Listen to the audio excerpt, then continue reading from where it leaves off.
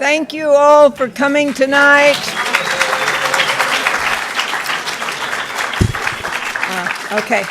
I'd like to begin by acknowledging the traditional owners of the land on which we meet today, the Gadigal people of the Eora Nation, and pay my respects to the elders, past and present, and also to all Aboriginal and Torres Strait Islander peoples here today.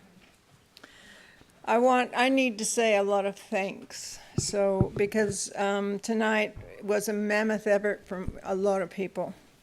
So I want to thank the Australian Cinematographers Society, the ACS, who is partnered with us for tonight, the National Film and Sound Archive, who were really helpful in obtaining some of the clips we'll show tonight.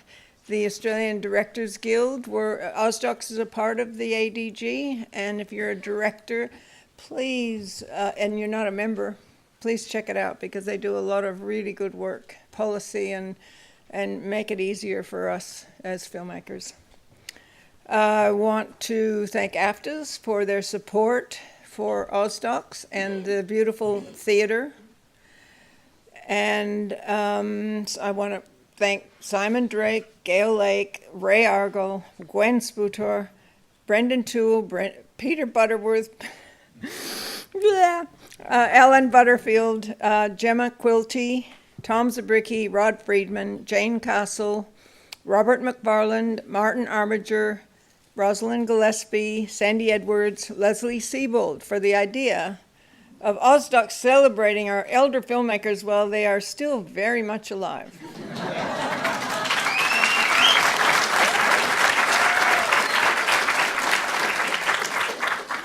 Thank you all who made it possible tonight, and if I forgot anyone, I'm really sorry. We'll have time for comments or questions or anecdotes at the end of the session, and please come to the microphone, which is over there, because we're streaming this session live. There will be drinks after we finish at the Bavarian Beer Cafe, which is just down the road here at EQ, in the upstairs private bar, so please join us. And thank you again for coming tonight. Before we start our Martha Ansara salute, I'd like to introduce Pauline Clegg and Medika Thorpe to make a little plug a big plug for Winda Film Festival. And I've got tickets for opening night already. Thank you.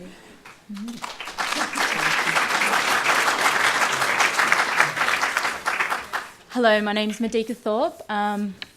G'day, my name's Pauline Clay. We just want to pay our respects also to the Gadigal people of the Eora Nation and to elders past and present. Winda Film Festival is a new and exciting Indigenous film festival focusing on Indigenous films from all around the world. And we're happening in 2 weeks. This is our second annual festival down at the event Cinema George Street. From the 23rd to the 26th of November. We've got films from all over the world, and we're opening up with Warwick Thornton's new film, Sweet Country. So hopefully you can get along. But Pauline's just going to highlight one of the highlights at the festival that we hope you can also come to. We're hoping, because it's your crowd, Annalise Obomsman is a prolific Canadian Indigenous filmmaker. She's 85. She's coming to Australia for us as a masterclass and to show her 50th film, Our People Will Be Healed. So it's on the Saturday, yeah. The 25th of November, and the tickets are free, and you can look at our website. There's postcards going around that have our website on it. And it's at UTS. We hope you get there. Yeah, thank you.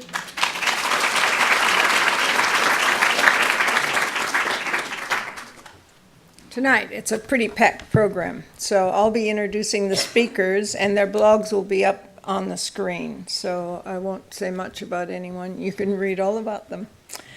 So we have clips of films that Martha has either directed and or shot. She's been a director and a cinematographer for a long time. And there will be speakers, as I said, and we'll hear from Martha too, of course. Couldn't keep her away. And there might even be some surprises for Martha, but I think there already have been. So that's good. That's a good start. First of all, I'm going to talk about that film in a minute, but I want to say something first. I want to especially second Pat's thanks to the workers of the National Film and Sound Archive. They not only provided clips, but they did it in very short time and included the restoration. You'll see there's a restoration of both My Survival as an Aboriginal and Rocking the Foundation, and that was very costly. And special thanks to my OzDox comrades, particularly Pat, who slaved over, creating this. And Rod, and especially all the younger ones that do all the things that we can't do. And I also want to especially thank Gwen Spitori. Where is she? She's got beautiful lavender hair. And she used to live at my house, and that's why I know what a good editor she is, because I used to watch her turning pig's ears into sow's ears into silk purses. And also I want to thank so much to Ray Argall, who's a director and cinematographer who digitized, graded, and edited some clips from an old print of the infamous chicken film, which you'll finally get to see, me and Daphne. And for your information, Filmmakers, for a reasonable fee, Ray does digitize films, old film prints. Also, I just want to mention that before the start of the program, there was music playing from a film made by Fadia Aboud called I Remember 1948, and it's by Joseph Tawadros.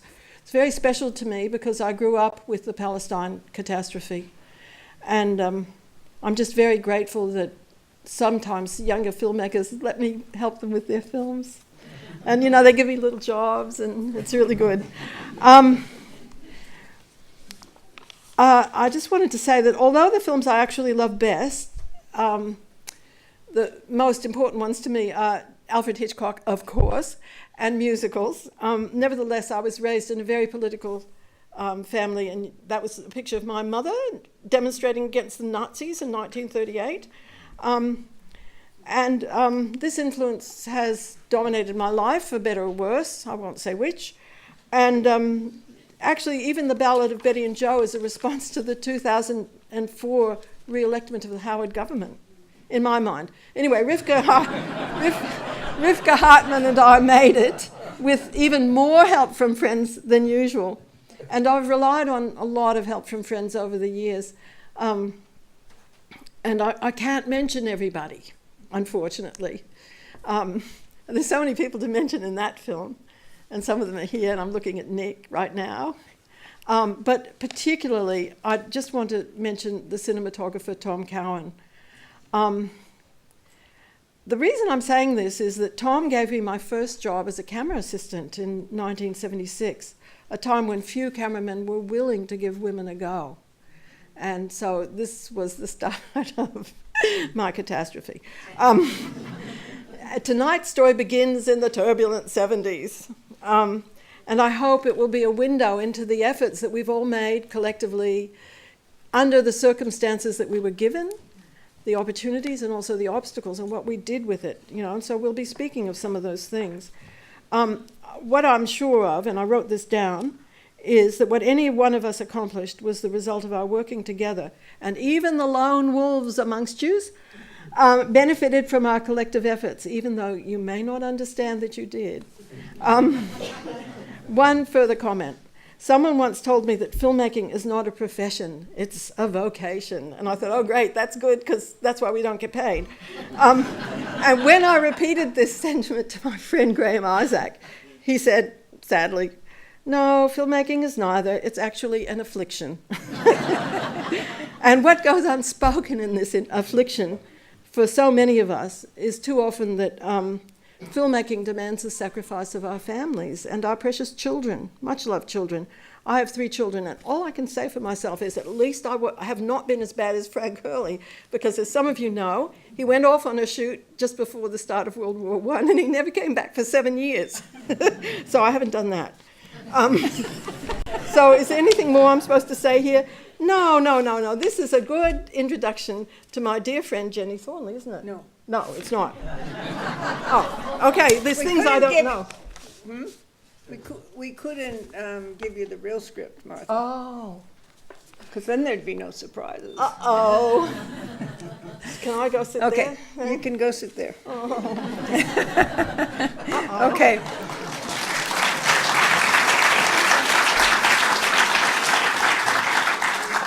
So that film was a little light touch, beautiful, very great way to start the night, I think. Now for a little bit more serious footage, but I'd like Tom, no, okay, later, okay. Now a bit more serious, so just roll clip 2, Ellen, and we'll see.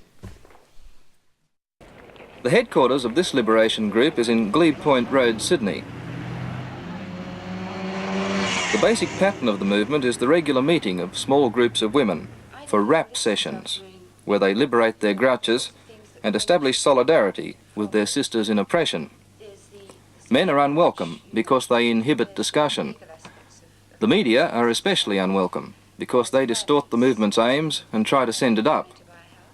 By a narrow decision and with considerable reservations, the Glebe women let us film part of their meeting. Why can't I have equal pay for the work I do and still retain my femininity?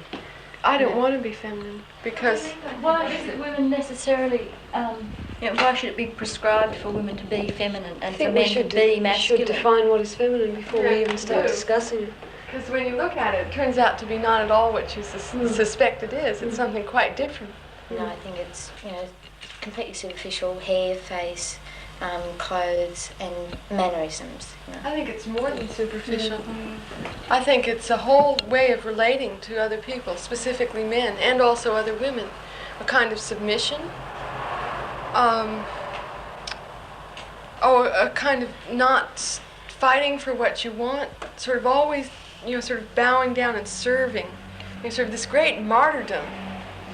Femininity is, I guess, a great pointless martyrdom. Well, look, I think this is very important. I think it all starts really with an individual sort of awakening.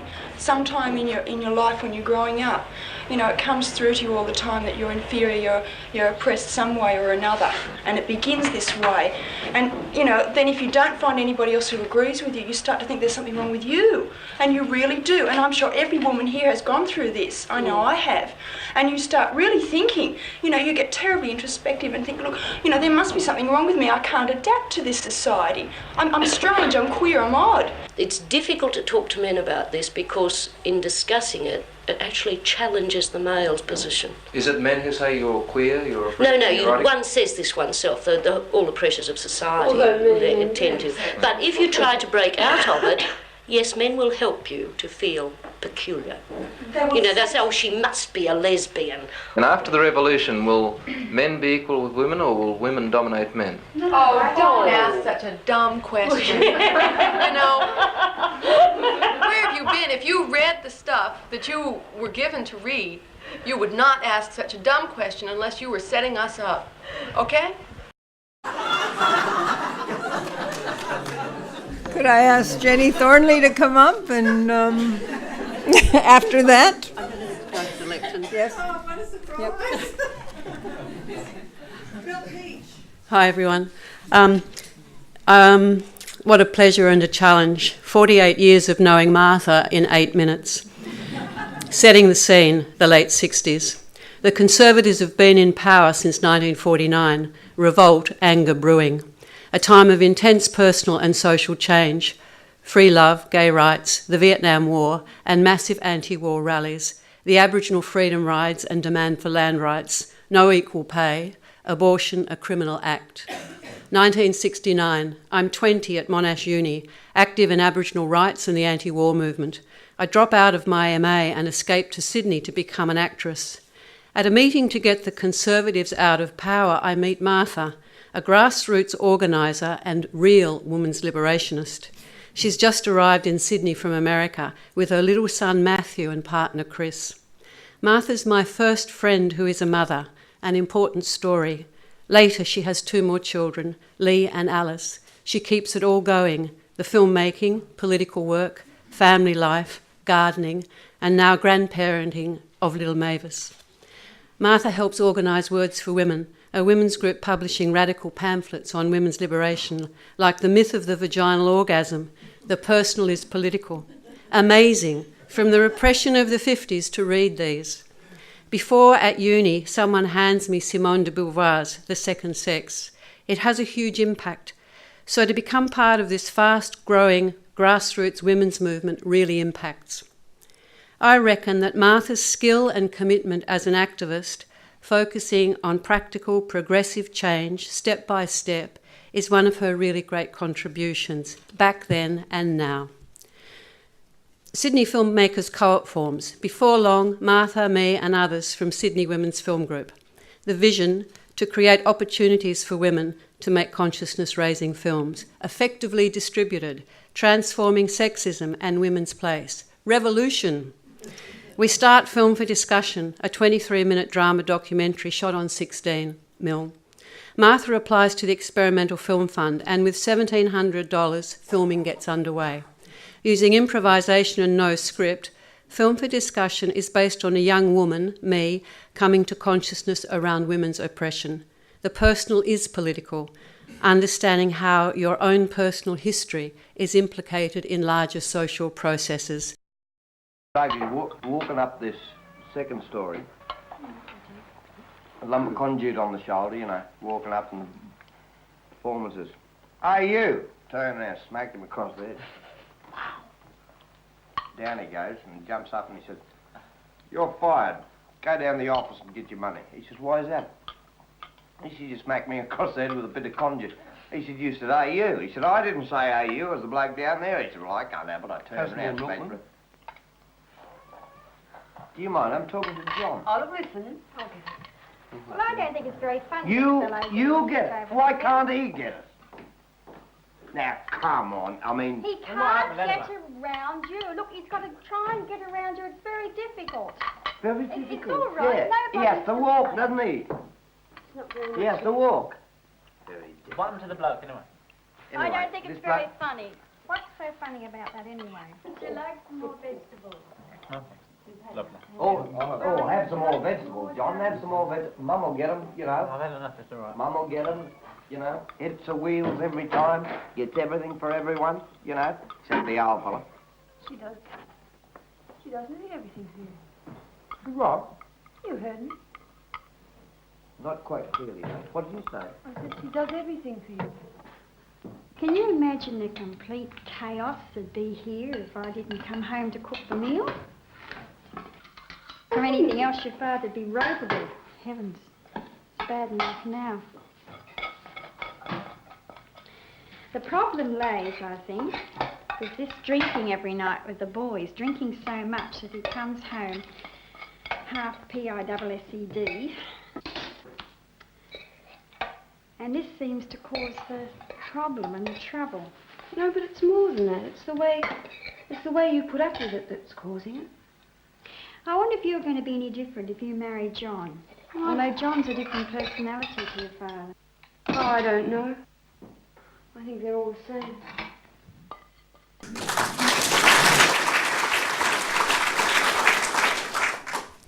In 1974, Film for Discussion was nominated for Best Documentary at Sydney Film Festival and becomes widely distributed via the Sydney Film Co-op. Earlier, in 1972, the ALP wins the election.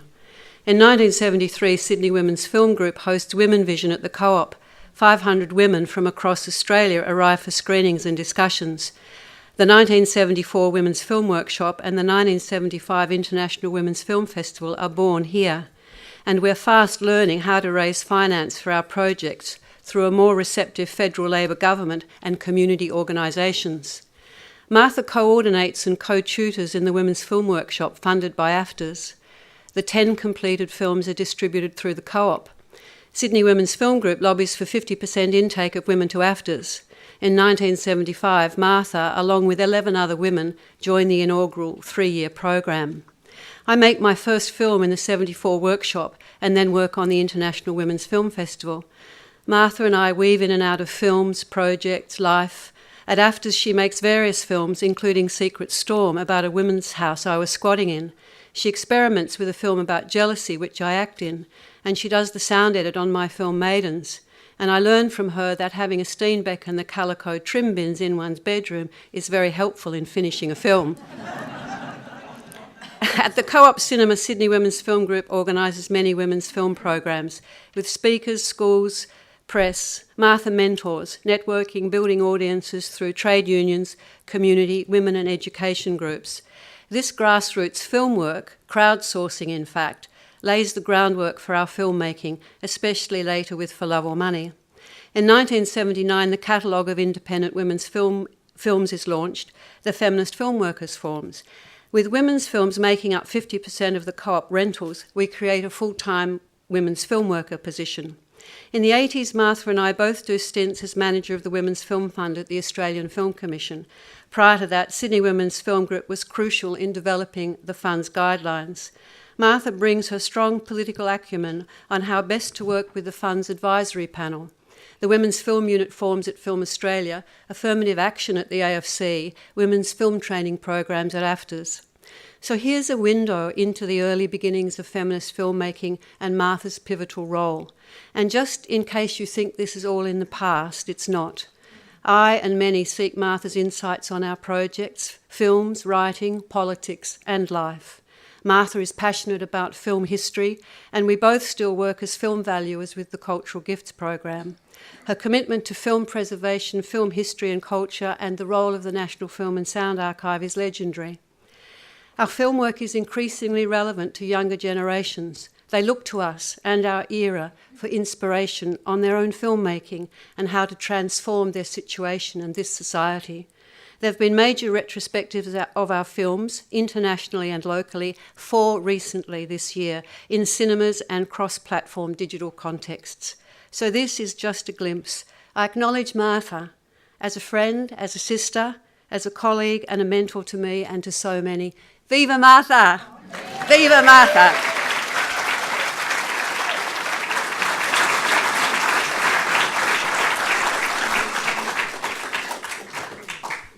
Now, Martha, you get a right of reply. Oh.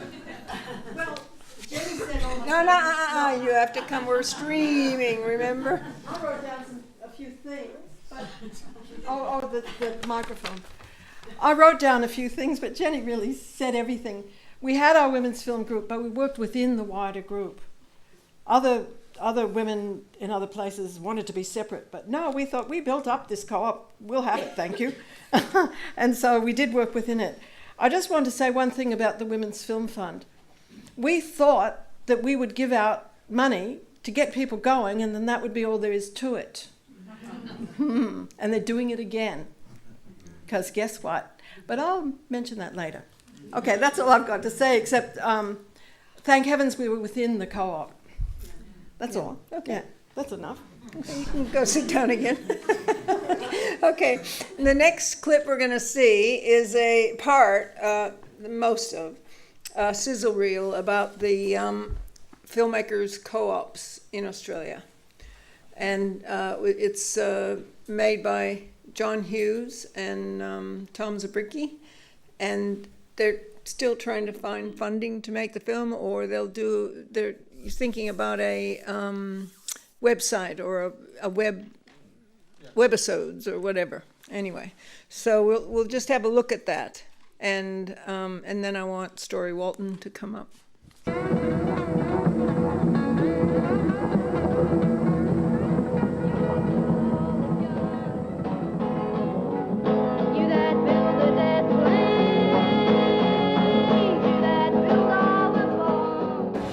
This is in the early 70s. It's the end of 23 years of Liberal Country Party government, of Australia being one of the most censored and in some ways closed societies in the Western world. There's a changing of the guard. And people were writing about film, and all the film societies had been going, and the film festivals.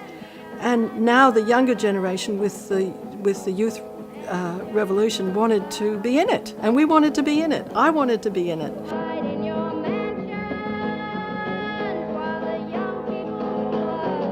Of course, it was a time of great conflict, that with the Vietnam War going on, conscription, There were demonstrations almost every week. Censorship was absolutely iron-fisted, and so that, we came along, started making films at a time when in a way there was a need for it, and we filled that, and that kicked us along. Yeah, I think lack of distribution is the main frustration so far. Is it's very hard to get any feedback for your work. You make a film, gets shown once or twice to a small group of people, and that's it.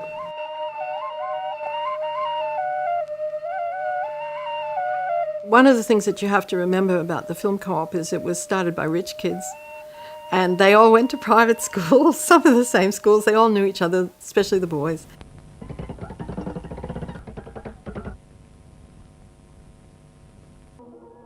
And in those early films, the representation of women was appalling. Boobs a Lot, for instance. There was that film made by Aggie Reed, another rich boy. You know, these supposed free thinkers certainly didn't think freely about women. How could they? I mean, the ideas weren't around. And then when we introduced the ideas that women were not just objects, you know, of desire for men on film, it caused a lot of controversy. It caused a lot of trouble. They didn't like it.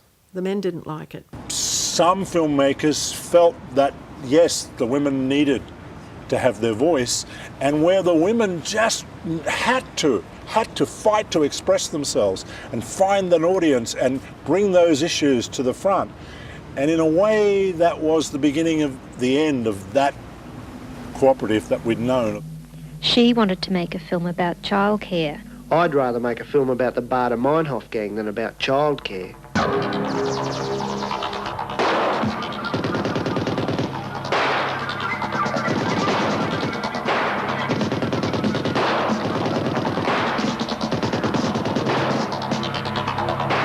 Our kind of films were not fashionable, and then at a certain moment, they were.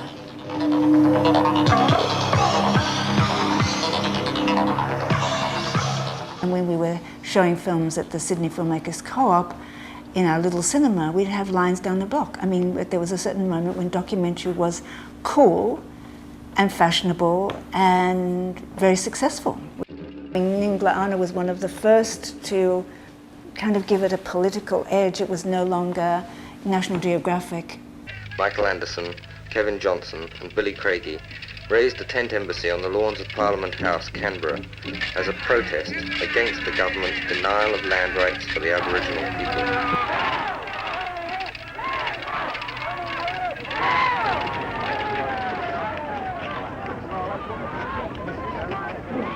And then the co-op had a flourishing of that kind of political filmmaking. And there was the clash between the new political filmmakers, which are making largely documentaries, but the experimental film. I mean, what I find really interesting with the women's films is that the women's films were far more experimental and interesting compared to the American feminist films. In the heat of what was happening, we found ourselves touched by, revealed in a common childhood that we made it our task to discover, sharing our grievances with each other, and in so doing, gaining the courage to accuse and suspect each other. Going on from accusing our mothers to accusing each other to our faces. As women's liberation took flight and as we formed our groups, women who wanted to make films joined. There was the Sydney Women's Film Group at first, and we met at the co-op and we worked in the co-op and worked through the co-op, but eventually some of the people, including me, we formed another group of the real filmmakers. God, we were so arrogant. The real filmmakers, but we did make films, you know, to get distribution for our films, and that was the feminist filmmakers.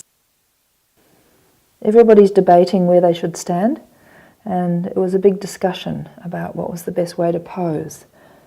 And so I ended up with this series of images, which is almost like a debate, where they're all discussing positions. And so I always saw this as not one photograph, but about the posing, and the series was about the posing. and the debate about posing. Okay, I jumped the gun a little bit. Stephen Wallace. He's going to talk about the co-op, the beginnings of the co-op.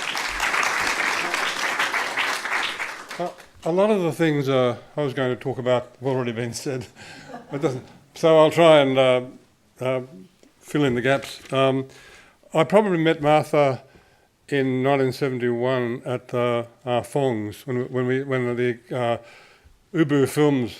Ubu Films was the beginning of the Filmmakers Co-op. It was just Ubu Films, and then films were screened, and we talked about it. And I was working at the Commonwealth Film Unit, very traditional, very correct, and then we used to meet at Gould's in the back of Gould's shop bookshop in Goulburn Street. And so that's when I first became in contact with these filmmakers. And I was out with the very conventional filmmakers, the Commonwealth Film Unit, and I suddenly realised that I was in the wrong place. And even though I was making a living, and all these filmmakers were struggling, I thought that was the way to go. And I met Martha, and Martha was, very influential. I thought, who's this loudmouth American? She come out, she married Chris Tillum. Who does she think she is? Takes over. I was just a man, and anyway, and I think I went out to her house in Grafton Street, and her husband was making this film called Grafton Street, which we never saw, which never came. It was going to be this wonderful film about Grafton Street, and I think I was there with Kit Guyatt and Tom Cowan, and when I left film, I remember painting the Filmmakers cinema in St Peter's Lane. Went there for the big painting. We all painted it up, built the cinema downstairs, and upstairs was a big, I don't know if any of you who weren't there, the huge big area upstairs where we kept all the films, and downstairs was a 90-seat cinema. And so we could put our films on. And people came to see them. But it was wonderful to be able to come to a place where you made the way you joined was you made a film. Then you joined, that was your joining. And they had meetings every month. It was on Mondays, every month, these huge meetings. And it was a great lesson in democracy that I hadn't known about. I was one of the boys who went to a private school. And I was. And so did Phil Noyce, so did Albie Tom, so they all did. Aggie Reid, and we were at the same school, Aggie Reid and I. The thing is, rich as they were, they turned their back on it for... Yeah, they did turn their back on it, yeah. And I did too. I was very conservative, and I'd never gone to meetings before where people screamed at each other and yelled and spoke up. and I remember Martha was loud, yeah, I do this, we do that for women, I was thinking, God almighty, what's going on here? And then Albie used to yell at us all and say, for God's sake, get up and learn a bit about democracy, get up and speak for yourselves. He used to yell at us. And the three people speaking were Phil Noyce, Martha and Albie. The rest of us, I was conservative. I've always been told to keep quiet, shut up, don't say anything. It took me a long time to learn to even speak up. What I did was I loved the films there because this is about the co-op, and it's also about Martha. I've been working for. I was there as a production assistant trainee. I didn't make any films. I made one film, and that was enough. I liked the films I saw at the co-op screenings because they had. They expressed something of their makers. At Film Australia, you weren't allowed to do that. Anybody who expressed the job, that's it, gone, finished, out. So they expressed something of themselves, and I believe they were much better in this regard than anything from the Commonwealth Film Unit. They reflected Australia much better. And we had bureaucratic filmmaking out there, and all the men in charge they weren't artists, so I don't know. They weren't even good politicians, and that place should have been a great documentary centre for Australia, and it wasn't. The good thing about the co-op films also that I like, which doesn't apply now when you make films, is no one talked about commercialism. No one ever mentioned the word, this is commercial. It was even probably wrong to be commercial. But they were all shown at the co-op, and people came, audiences came, and you felt you were relating to audiences because they came and saw your films. It was an unusual place, the Filmmakers Co-op. I only wish we still had it. My son, who wants to be a filmmaker, tells me all the time he loved the place, the co-op, where filmmakers could join together, learn about democracy, and you felt you were part of a team there, even if the women were separate. an argument, even if we were all part of a team, we were all trying to learn to make films, and you could see how other filmmakers, how they were, what they were like, what sort of films, what they were interested in, and you could see how they developed. They all developed differently. It was a great melting pot. Meeting Martha there, Martha was a great teacher for all of us to be democratic, to speak up. And I sort of half learnt that. It was very difficult. She and I argued most of the time. I won't repeat myself.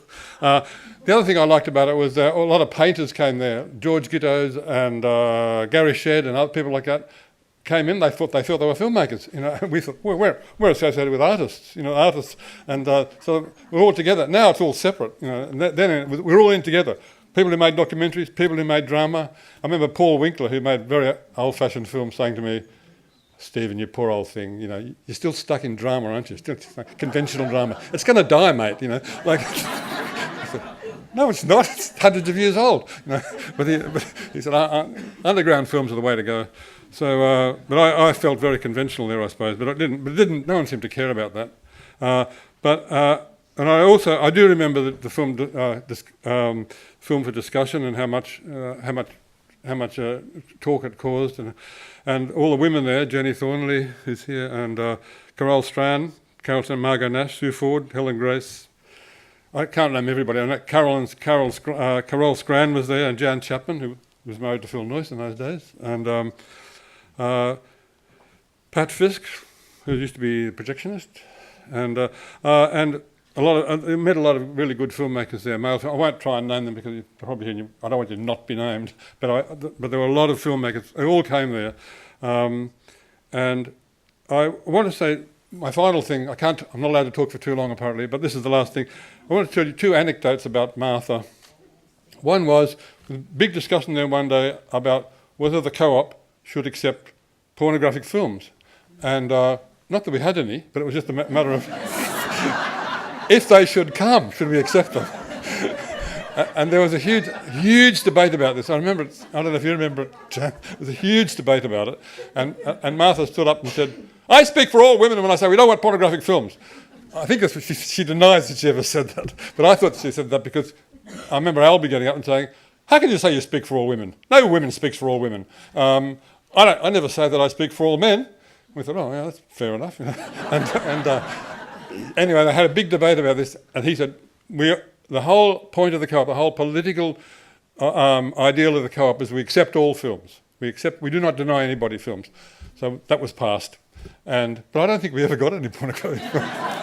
Anyway, the other thing I remember about Martha was not so much Martha as her husband, Chris, was that for 3 weeks I took over running the co-op when they needed someone to take it over. So I was running it, sending films out. That's the other thing. Your films all these films got sent out all around Australia. It was wonderful. You got money for your films because it was sent out by the co-op.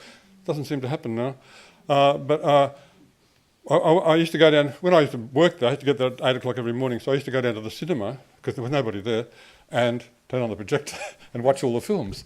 So I put films on that I liked. And one day Chris Tillham came in, Martha's husband, and said, I want to screen some rushes.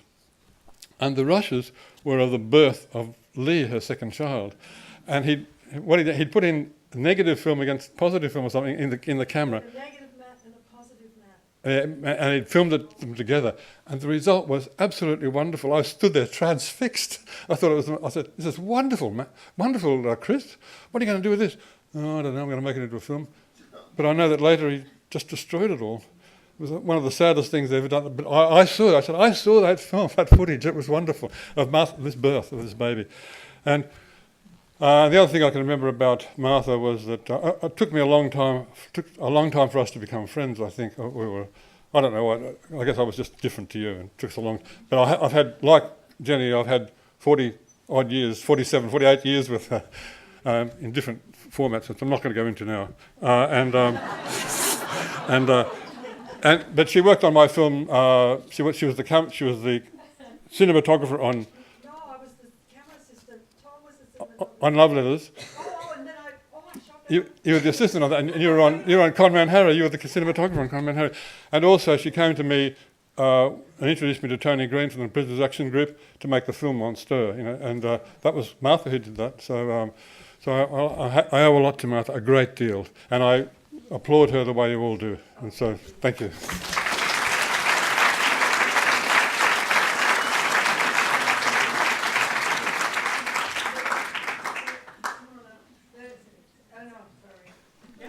Sit down. I have to. Anyway, I love the co-op. I lament the loss of it. When I was the projectionist for 8 months, I also worked on a building site. I was a builder's laborer, and I could borrow the projector and take it with me to work and any films I wanted, and screen it at lunchtime on the building sites. The guys loved it. They just loved it. It was better than all that porno stuff that they usually watch. But anyway, you could do things like that at the co-op. It was really wonderful. So, Martha, would you like to? Yeah, I would.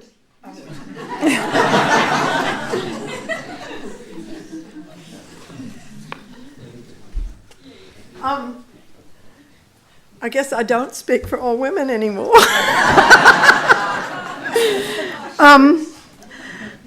But there's two things about the co-op. We had a motto, which was filmmakers banded together, and it was either for the distribution of our films or to earn an income from our films. And I tell you, I was very serious about earning money because that meant that the films were being seen. So also I got money, and I'm still think that way. But also about the rich boys, the big thing about that is they turn their backs on being lawyers and businessmen and so on and turn to art. I mean, it was really amazing. But the other thing I really want to say, wait a minute.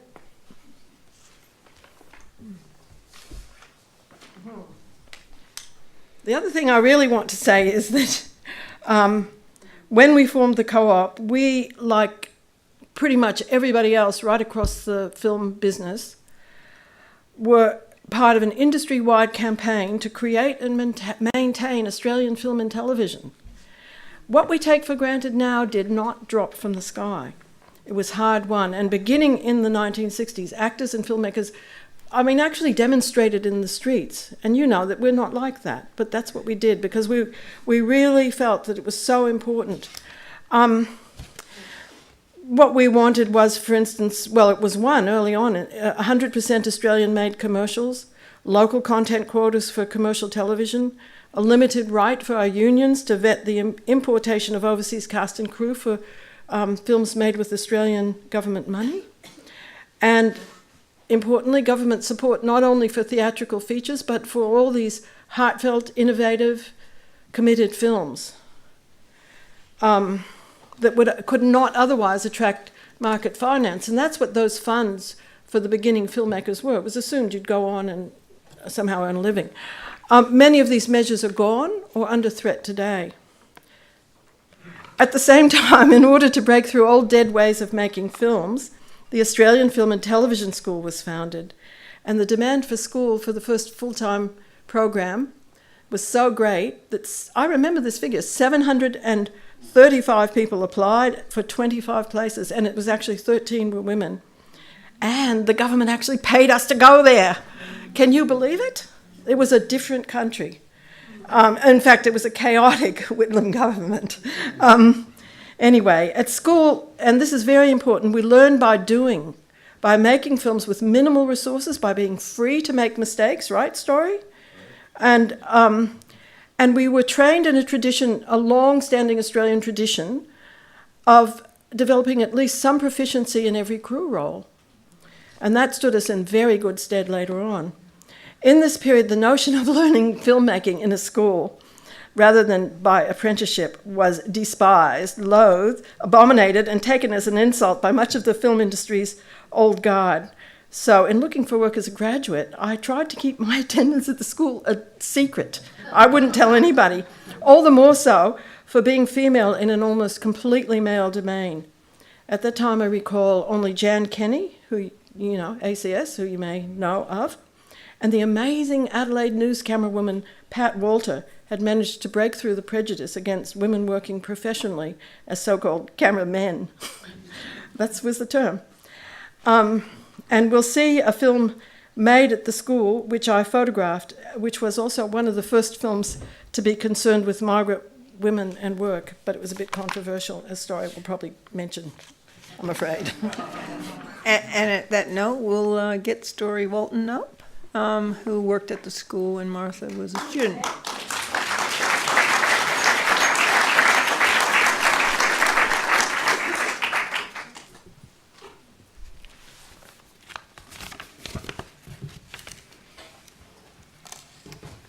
A long time ago, in a place not so far away, I danced with Martha.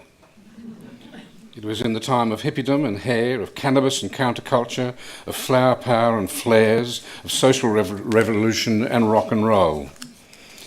And I danced with Martha. Not the hustle, the bump, the funky chicken, the pogo or the mosh, but in an arena known as the Beanbags, in a converted toothpaste factory, set remotely on a former market garden in Ryde, in the new film and television school premises, at a regular Friday evening social of staff and students, I danced the waltz with Martha. And not the modern waltz. We danced a circular waltz. And I recall two things. Her rather guarded response when I complimented her on how superbly she danced, and my immediate concern that by even mentioning the word waltz, I had committed a bourgeois blunder in the radical contemporary political milieu in which she was already such a distinguished part. Martha entered the school in the first cohort in 1975, as she's mentioned, as the first intake of 25 students recruited, correctly Martha, from a national field of 735 applicants. And they were expected to become active creators of a reinvigorated Australian screen industry that would see Australians, not British and Americans, be the authors of our own defining stories, all part of that surge of national cultural fervour of the times. And it was a heck of a year, 1975. It began appropriately in International Women's Year. It was the year of Australian International Women's Film Festival, the first time a woman, Margaret Throsby, had read the ABC Evening News Bulletin since the end of World War II. The year of the dismissal of the Whitlam government. The Experimental Film Fund was in full cry. The Australian Film Commission was created. The Australia Council was formed. Colour television began. Anne Summers' Damned Whores and God's Police was published. The first women's refuge, Elsie, had been established just months before. Reg Livermore produced the Betty blockbuster Follies. And AC/DC had its first great hit with High Voltage, the title of which, and the volcanic energy of which, and not the lyrics, I have taken the liberty of assigning to Martha as her theme song. Martha was 33 years old when she started at the school. I think I might have been 23, I can't remember, I just felt very young. It's forgotten about among writers about the school that many of the students of the first 10 years were not young striplings. Ages ranged from 19 to 37, and most came with kit bags of experience in life and media. And in addition, I think it has been forgotten that the school's principal criterion for selection into the 3-year course was that candidates must have something to say.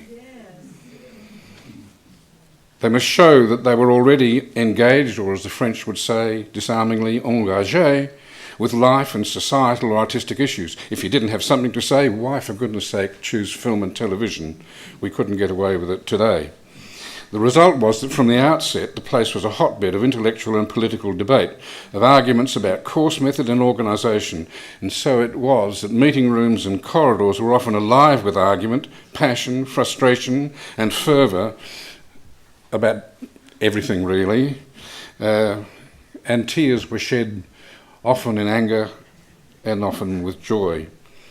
It was also enlivened by a student strike although the director, Jeni Terplitz, pointed out rather tartly, you can't have a strike because you've got no labour to withdraw. Chairman Barry Jones remarked to me at the end of the first 3 restless years that I looked invigorated by the process, but the students had visibly aged.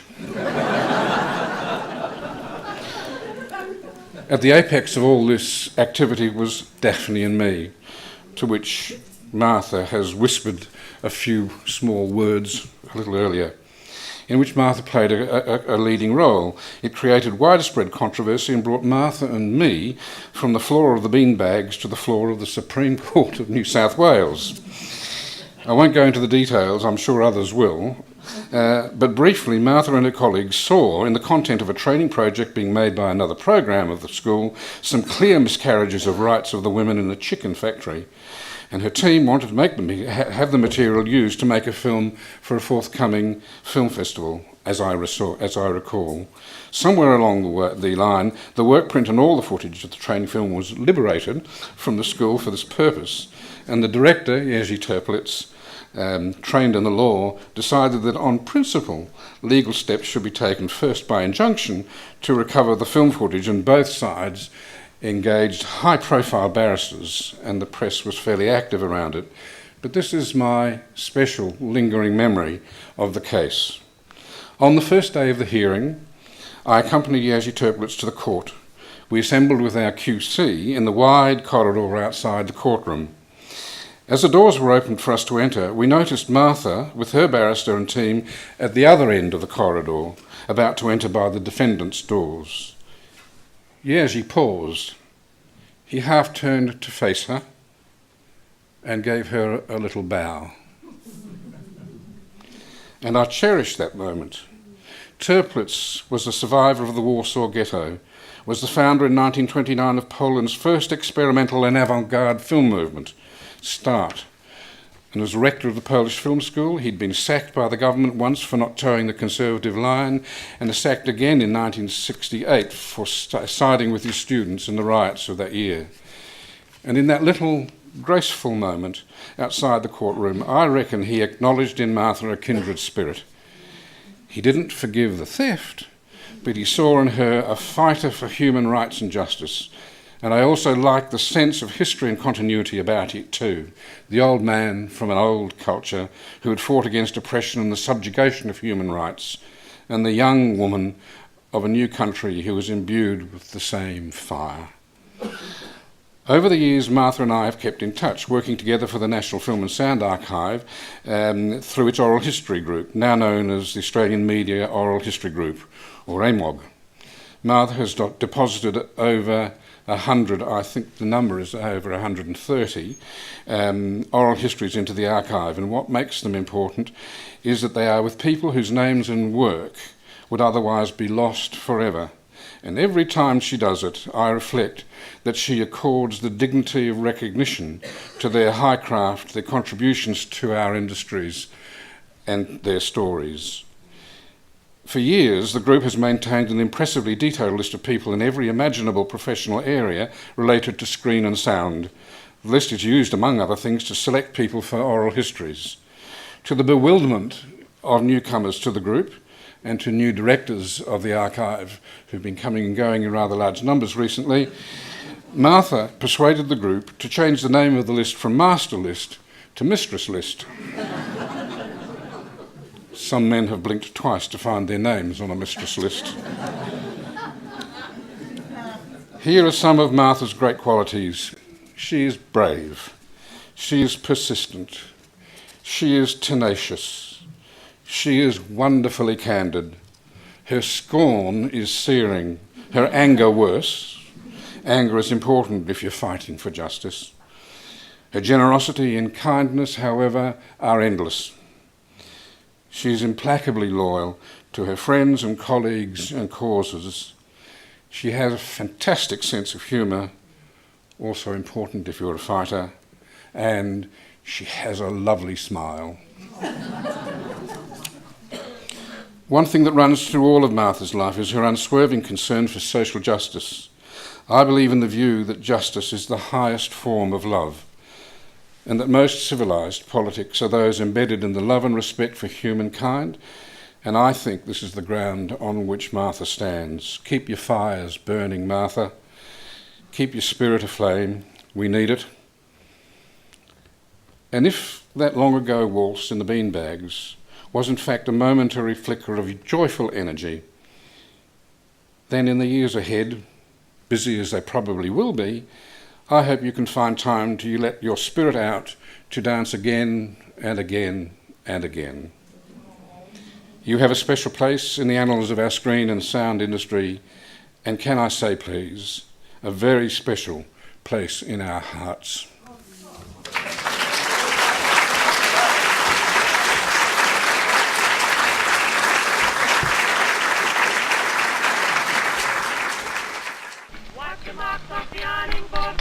Okay, Smiler. Meet me in the car if you're ready. It won't be long. Empty the plastic pockets, polish the bathroom windowsill, put the washing machine away and hang out all the pens. Feed the cat tomato soup and dust the table legs.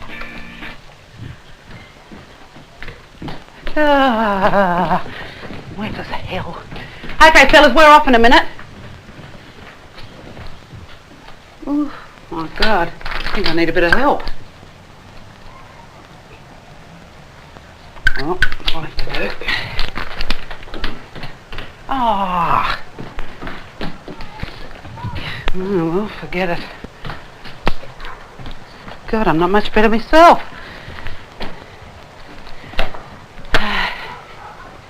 Cardigan.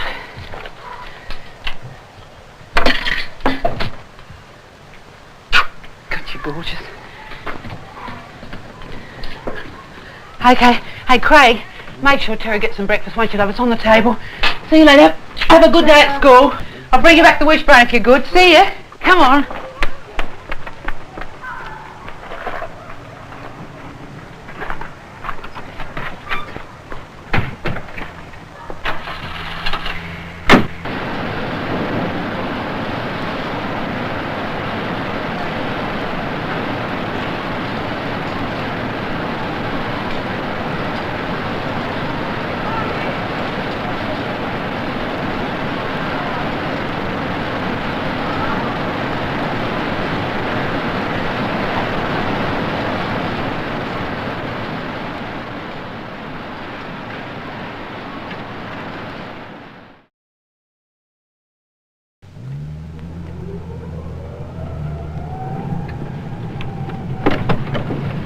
Want a lift?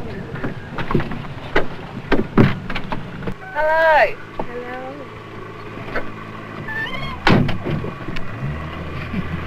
How come you're out here? A bus. Oh, you missed it. When? Cold day in the slaughterhouse? Kill? Kill chicken? Kill us? Let's go home. Perhaps the boys have found diamonds in the backyard. Feathers in my brain, driving me insane. Screaming in the cage, chains won't hide the rage. And you know what chains can do. Get another chicken and rip it to bits. Como otro pollo y despedazalo. Get another chicken and rip it to bits. Finger licking good. International capital, ripping everyone to bits. Travel 20 miles a day, always working on the line. And you know what doing time can do. Get another chicken and rip it to bits. Como otro pollo y despedazalo. Get another chicken and rip it to bits. Finger licking good. 50,000 chooks a day. They won't raise my take-home pay.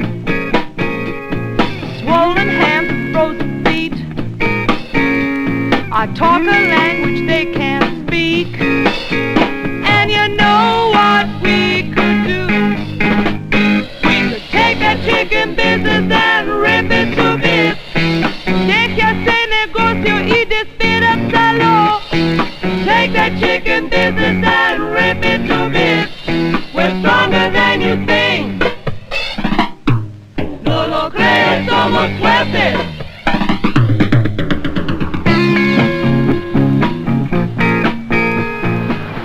A girl could get trapped in here. If I was an air hostess, I'd get a free trip around the world every day. Could be a model, I suppose. My hair's nice. The rest of me's wretched. That was yesterday, Daphne. Today it's chook sheets, baby shit and market gardens for you.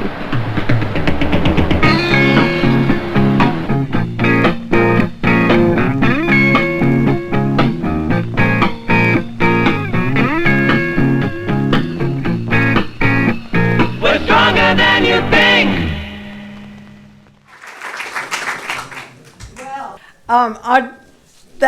That's not exactly how the film goes, but you know Ray Argall. He used to make rock clips. And so he wanted all the song in there, so he extended the song over images. And guess who wrote the song? Does anybody know? He's here tonight, I think. Martin Armiger.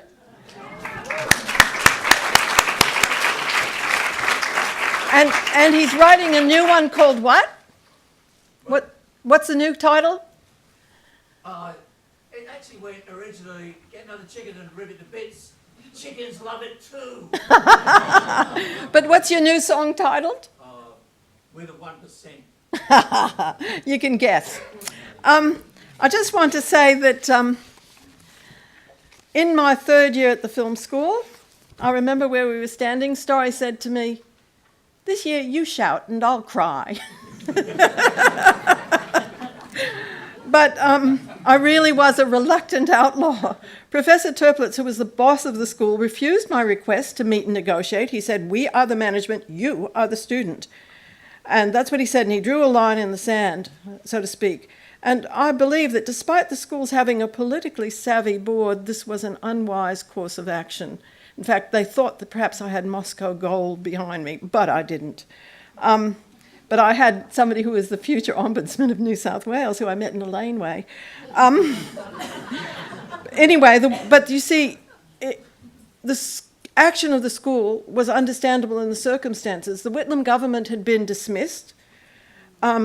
Malcolm Fraser's so-called razor gang had come in. They sent auditors into every government organisation to scrutinise and eradicate all our profligate spending.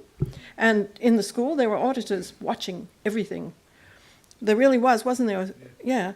And it was time to get tough. But as with any war, a fortune was spent on pointless destruction.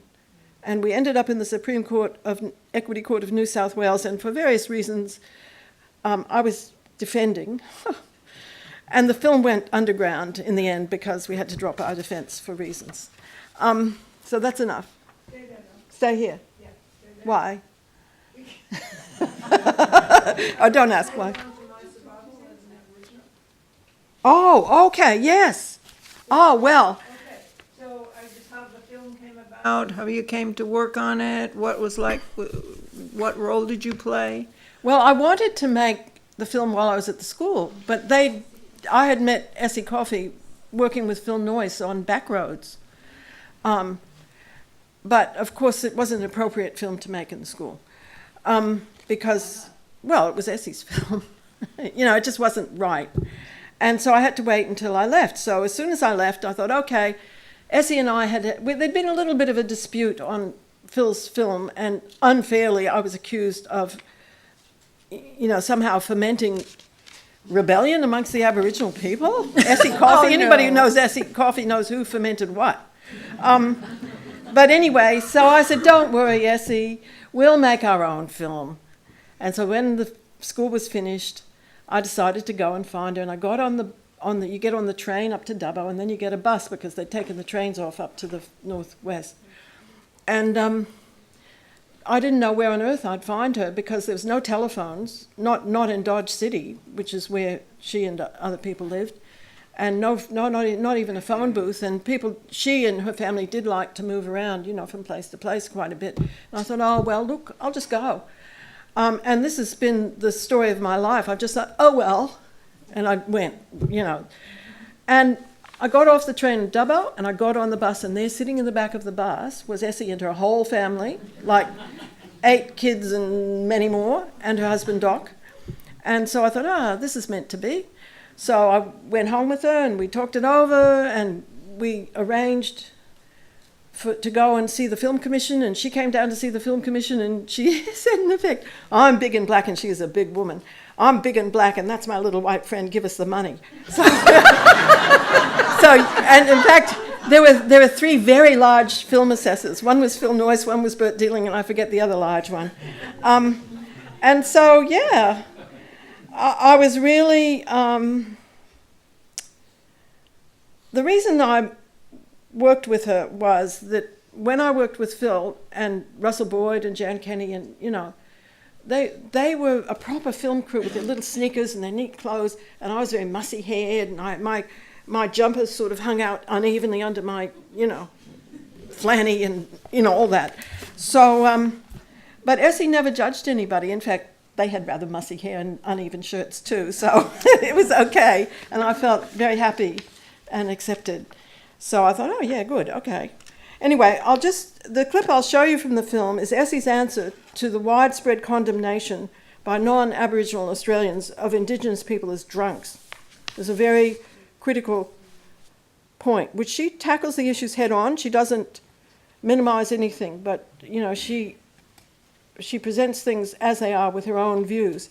And she was a great country and western singer, and her views are in this song, which is by the late Dougie Young, a wonderful songwriter of the far northwest. Well, today is pitching day again here at Biwarna. The majority of the picture checks go to the white businessmen, like shopkeepers, taxi drivers, hotels. Picture checks that go to the hotels is because of the credit being given only in alcoholic, not in money line or anything like that.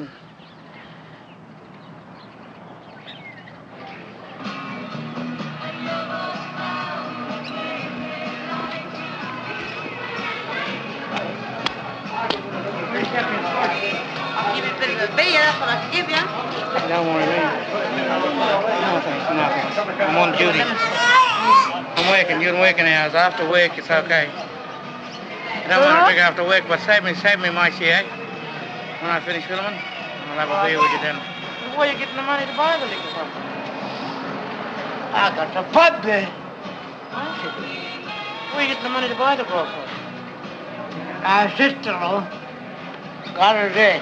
Right? Where? Who got it? White man or black man? White man. Okay. Money's right. He knows it too. Where's your money? Where's your money? My money is there. I got too money in my pocket. Fair enough. I give my wife money, my daughter. Hey, your wife. Your daughter? You know how much money I do not. Hey, your wife. That's tea coffee. Hey, where you say your money is? Who'll give you the money to drink? Huh? Can't have my paper check. Yeah, well, where is it? Where is it? I bought it down here. Huh? I bought it down here. It's gonna lead a good man astray. People often wondered why my people are so distressed. Why they go to the pubs, drinking and fighting. Because they got nothing else to do. That's why. As for employment in Biwarna, there is none. Absolutely none. So they turn to grog, fighting, brawl in the streets. Or they end up in the jail, white man's jail. I only hope that my people one day will wake up to this and look around them and see what's happening. and as the magistrate looked down, he said, youngie Doug, you're a wine-loving mug, and you're a menace to this town. I'm gonna put you away, and the cell you will stay until you learn more sense. I broke down and cried, it was the doggone life, for I wasn't the saint he said. I spent the day in jail and they paid my bail as they opened up the big iron door. I shook my head as I sadly said, I never get drunk no more. I made a vow, I'll give it up for now and let the blood roll down my veins. Till a friend of mine, he had a flagon of wine, so we turned it on again. People in town are just run us down, and they gave us a big bad name. Say we drink and fight, but it's quite alright, because the other is doing same. Alec Morgan originally appeared around Brewarrina touring an outback theatre and puppet show.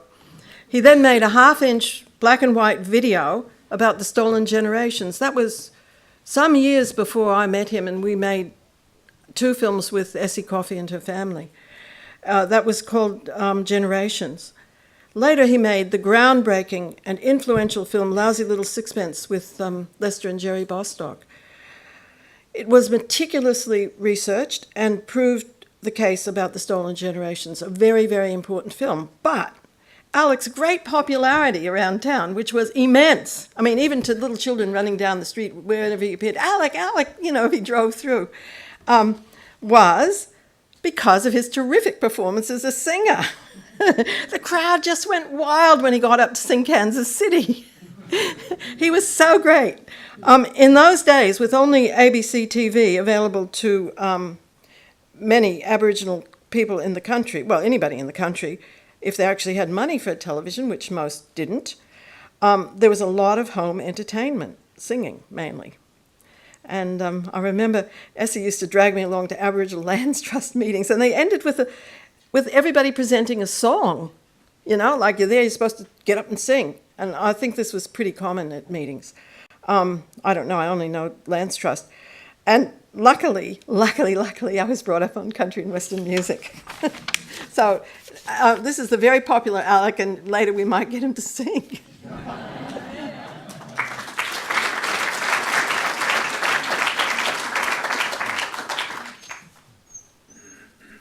Yeah. I'm just taking a moment to remember the great Essie Coffey. Wonderful greatness personified.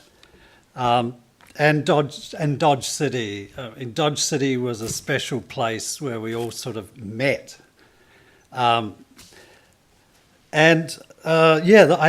heard this weird sort of cross paths. I'd never made a film. I was doing shadow puppets and sort of drifting around with my little group, mostly unemployed, didn't pay much in those days. But working on My Survival was like just brought back amazing memories, particularly of Martha's, had just finished film school, and she had met with, and I'd heard this story about Essie and Martha going in and Essie standing up and saying, I'm big, I'm black. She probably said, oh, I'm beautiful, and give me the money, I want to make my film, right? And it was like that in those days. And that was Essie.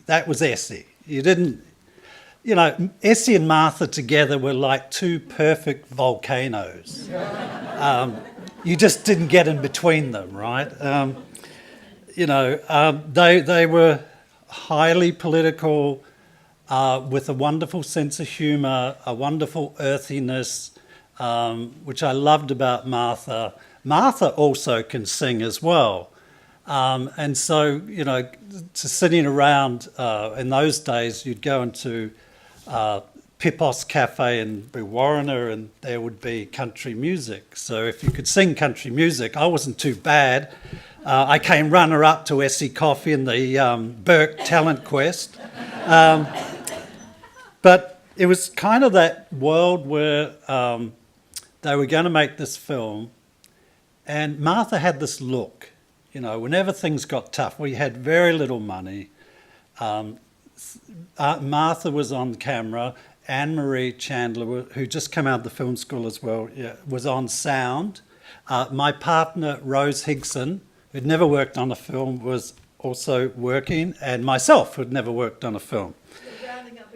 And rounding up emus, yeah. I also shot back-to-back my first film, which had emus in it. You know, it's great to think of these things, and horses and all these things are trying to round up emus to stay still for a film.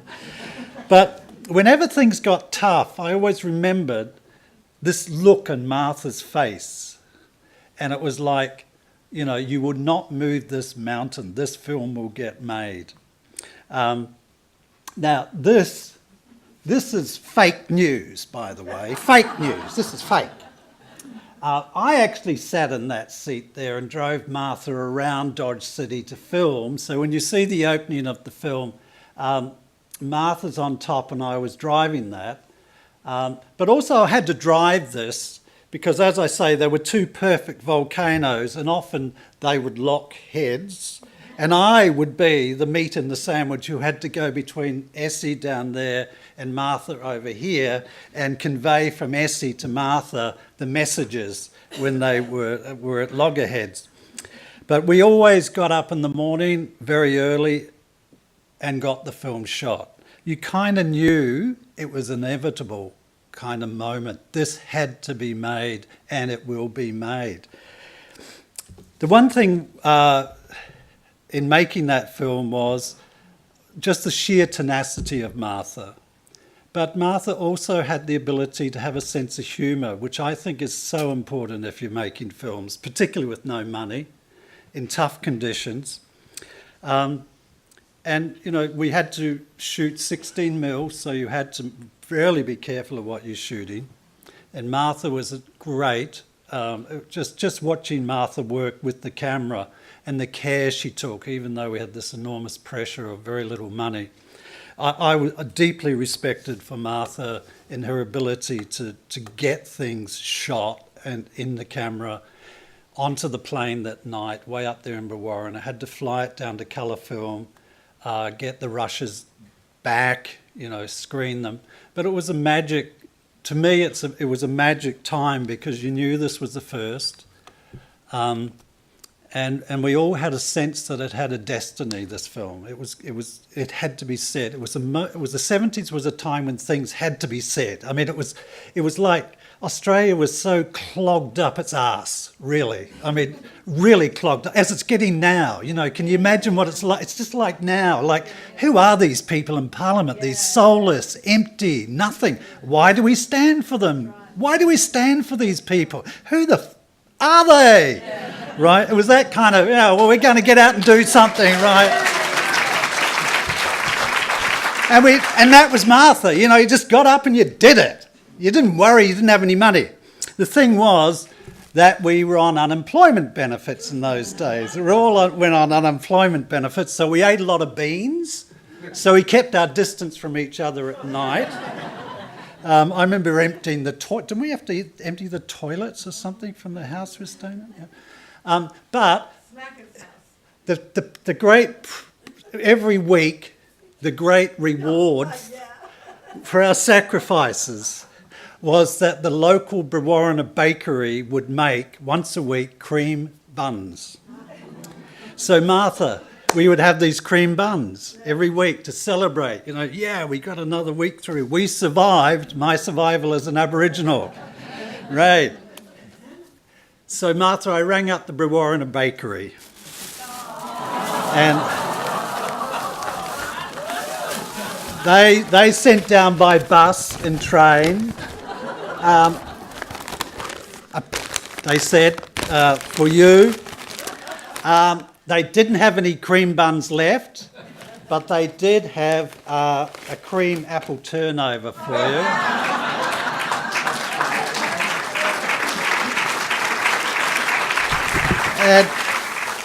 And the Pipos Cafe said, for you and Essie, putting Brewarrina on the map.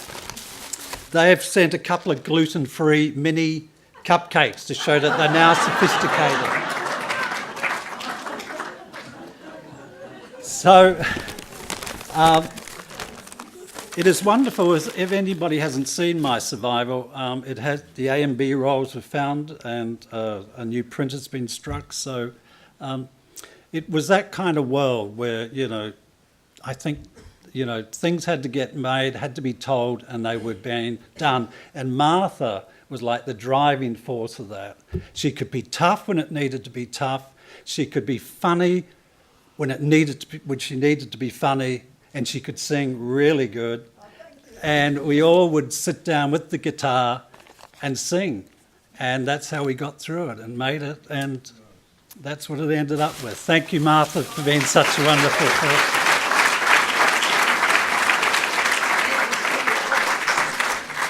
Alec promised me that he would sing Little Red Rooster at the party. At the pub after this. Okay, now we're going to have a little interlude. The clips that you're going to see coming up are people who couldn't make it tonight. So there's only 4, and there were going to be a lot more, but we didn't have enough time. But there's also a board outside, a whiteboard, full of quotes from people who also couldn't be here. So including Philip Noyce. So please read them on your way out, in between here and the pub. Anyway, so enjoy it, Martha. I met Martha Ansara in Chicago. She was a student at the university where my father taught, and there were 3 kids in our family, and she was first a babysitter. And I don't even remember the actual first time, but she was a babysitter and then ended up living with our family. And I actually shared a room with her. We had a 3-story house, had a little half room on the top, and the 2 of us shared that. And I adored her. She was the big sister that I'd never had, and she just brought things to our family that we hadn't known about or experienced. And she was very into music, and I think she actually maybe played a little banjo and guitar at that point. But we got very involved with folk music through her. Everything about her was encouraging. Whatever you were doing, you know, she would tell you it was great and you should keep doing it. And I just got so much positive reinforcement and encouragement. And then I fell in love with her whole family as well. They lived in Cambridge, and we were kind of back and forth between the 2 places. And at one point, I know I wanted to leave my family and live with Martha's family, because I thought that would be much more fun and interesting. And it was everything. It was politics, it was sailing, it was adventure, it was other countries, it was food. I really feel as though there's almost nothing in my life that she didn't somehow touch and influence in a way that expanded me and gave me someone to really admire and to some extent model myself after. But Martha was probably the most important single person in my life when I was growing up, and what can I say? She's wonderful. Hi Martha, I hope you're surviving this event. I first met you upstairs at a Sydney Filmmakers co-op screening at Bob Gould's Third World bookstore on Goulburn Street. You were holding discourse with some other filmmakers, and I sat down the back and listened in. I also remember attending meetings with you at the O Fung restaurant on Glebe Point Road. Our paths crossed later when we hired the 16mm film editing rooms that you had at your house that you shared with Chris Tillum in Glebe for the Blinkybill film workshop that we ran with Pete Moylan and Karen Wynne back in 1973. Martha, you were always a social justice warrior, decades before the term became known, and I'm sure you'll continue your social justice issues into the future.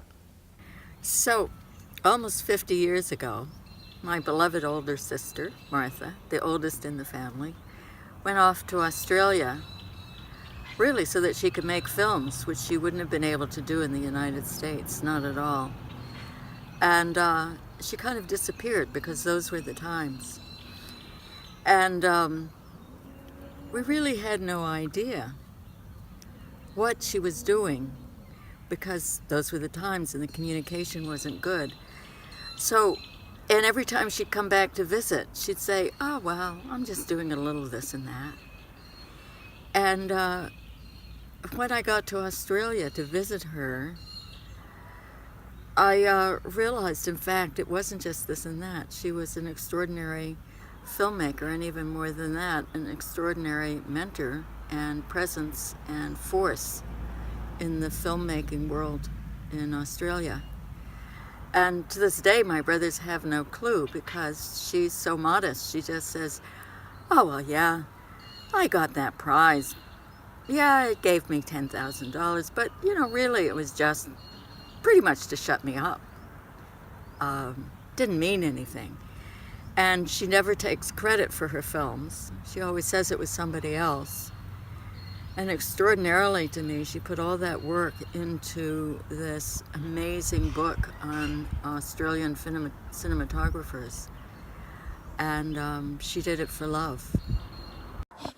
Hello, my dear mum. I'm speaking really quickly because I know that you don't want this hagiography to go all night. So I'm going to be brief. You know that I am so sorry not to be there, but I'm busy down here gestating another precious grandchild for you. Speaking of children, yes, now I know. As you always tell me, now I know. And I was very surprised to see on your lengthy and impressive list of all that you've done that your three main creative developments weren't on there, your children. So I speak as one of them and I just want to say my most sincere gratitude to you. Sorry, I was being upstaged by my own child. I had to get rid of her. Anyway, I've made a very small, by no means exhaustive list of some of the things that I am so grateful for having grown up with you as my mum. Thank you for a strongly feminist upbringing that allowed me never to agonise over having hairy armpits, and yet you were lenient enough to allow me a few Barbie dolls. Thanks for that. Thanks for being a single mother and taking me absolutely everywhere with you. I grew up being able to sleep under editing machines, on location, on top of pizza boxes. So now as an adult, I can sleep anywhere in any conditions. As frustrating as it was growing up, whenever I used to ask you the meaning of a word, you would say, dictionary time, and you'd have to explain the etymology to me from the Concise Oxford. But now I too have a love of language and I do a little bit of dictionary time myself. Thank you for making me vacate my room 5 days out of 7 as a child for visiting dignitaries such as the entire under 16 Brewarrina Footy Club or the Homeless Lesbian Filmmakers Collective. It means that now I too love having a full and open house such as the one that I grew up in. Thank you for sharing me with my 10 other mothers. As you know, my favour lies with whichever one gives me the best hand-me-down clothes, but ultimately, you truly are my favourite mother. Thank you for teaching me about social and environmental consciousness and community involvement and filmmaking, but I hope that soon you will forget all of that nonsense and come down and fulfil your greatest job title yet, that of Nana. You truly are a wonderful, wonderful grandmother, and I am so looking forward to having you down here with all of us soon. Mwah.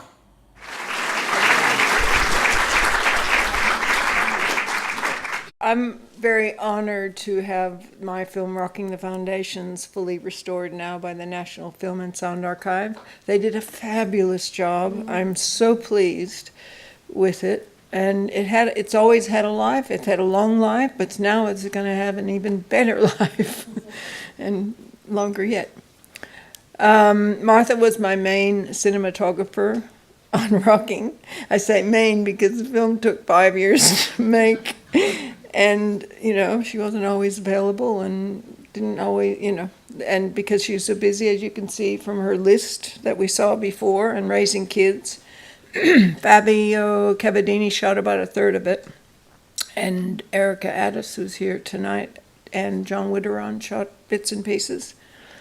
But Martha was great to work with, up on those high buildings, building sites. I had this idea that I would film the interviews from every different angle in the whole city. So by the time you finish the film, you know exactly what Sydney looked like from every angle. But it didn't quite work that way because of the weather, the wind, and lots of other things. But we could always discuss the politics of the film, you know, what we were doing, and also the politics of the day. It was really great working with her. And I really value my relationship with Martha, although sometimes she drives me nuts. But I love her all the same. She has helped me out when I've been in trouble more than once. She's a great shoulder. Like the time I lost 2 stone in 3 weeks from a particular stressful situation. She was reliable, calm, as I've never seen anyone before. She was very calm, and it's what I needed at the time. And she was able to help me see a clear way out and was there in the background throughout the ordeal I had to go through. So thanks, Martha, for your loyalty, friendship, and excellent work as a cinematographer on Rocking. And I always get her along to screenings of every film that I make, either as a producer or director, because she's very good and thorough critiquing a film in a work in progress. So remember that, those of you who need something like that. She's very good, very good. Not for everyone, but anyway. So we're going to show a clip of Rocking, and it's just the first, the beginning of the film. So, and then Martha will come up and talk a bit too.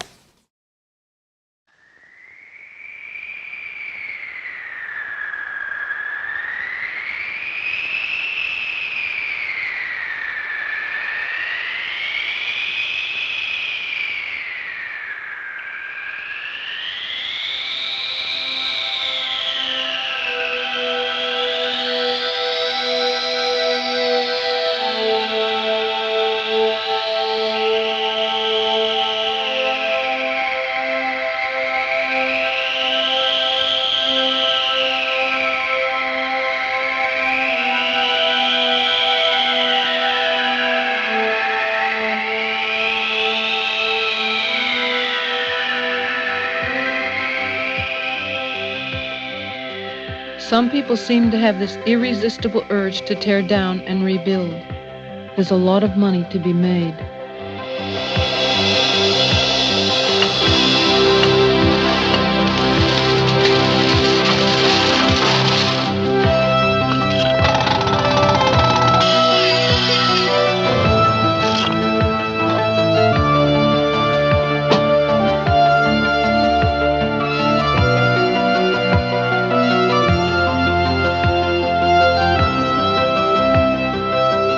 Hotels, office blocks, high-rise. The developers make a fortune, the laborers make a living. The workers, the ones who build the monuments, then tear them down again. All in a day's work.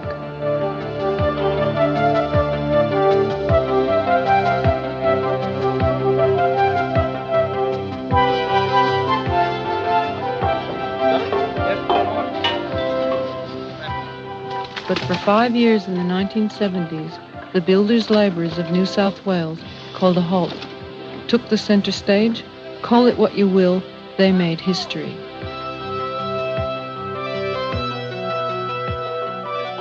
Like thousands of others, I got involved with this union. In one way or another, we were swept up in what became a powerful social movement. When the builders' labourers put the environment and people ahead of their own jobs. And it was all the more extraordinary because it sprang from the least expected of places.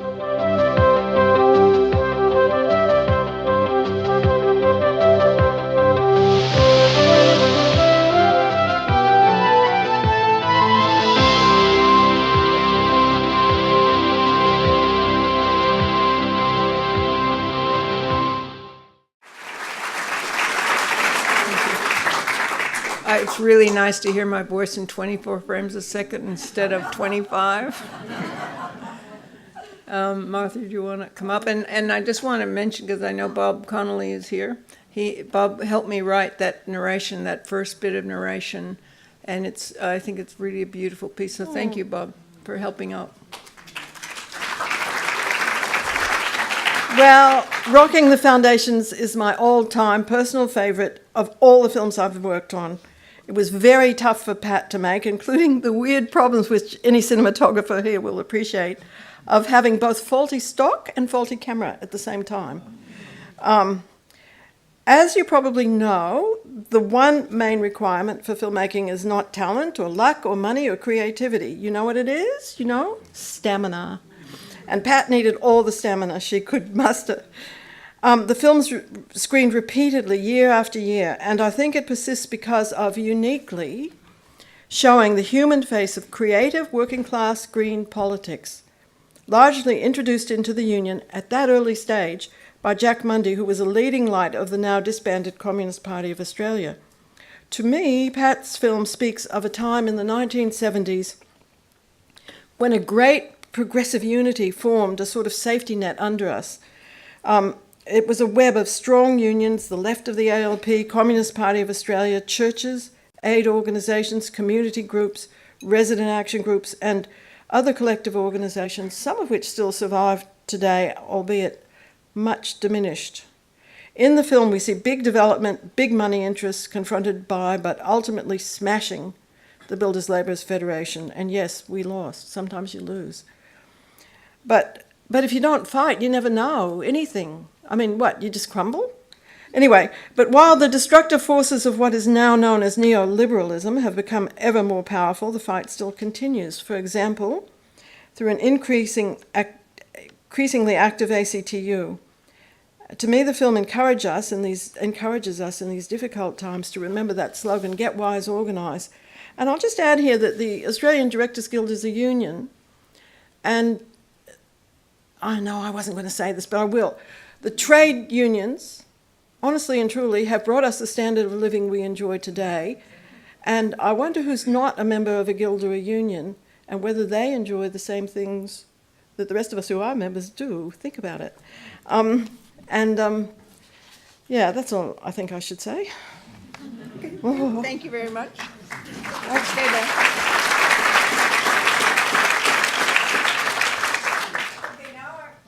I want you to talk about changing the needle. Yeah. How did that come about? Well, yes, from the early 1970s through the 1990s, including that big march against the war in Iraq, I was actually involved in the peace movement. And a few years after the victory of the National Liberation Front in Vietnam, I realised that Australians were forgetting about Vietnam, although the war still continued by other means. I won't go into detail. So for some crazy reason, I thought it would be just great to go to Vietnam and make a film. Fools rush in. I mean, there was no communication, hardly at all, between the two countries. It was very difficult, in some cases non-existent.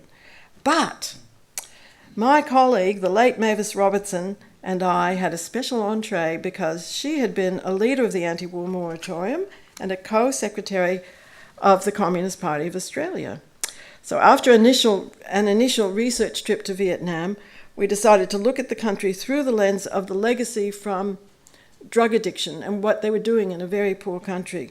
On our trip, we also found archival footage, which we could use if we provided our own 35mm duping stock, because Vietnam was so poor that they, didn't even have a roll of film stock, that we could buy from them.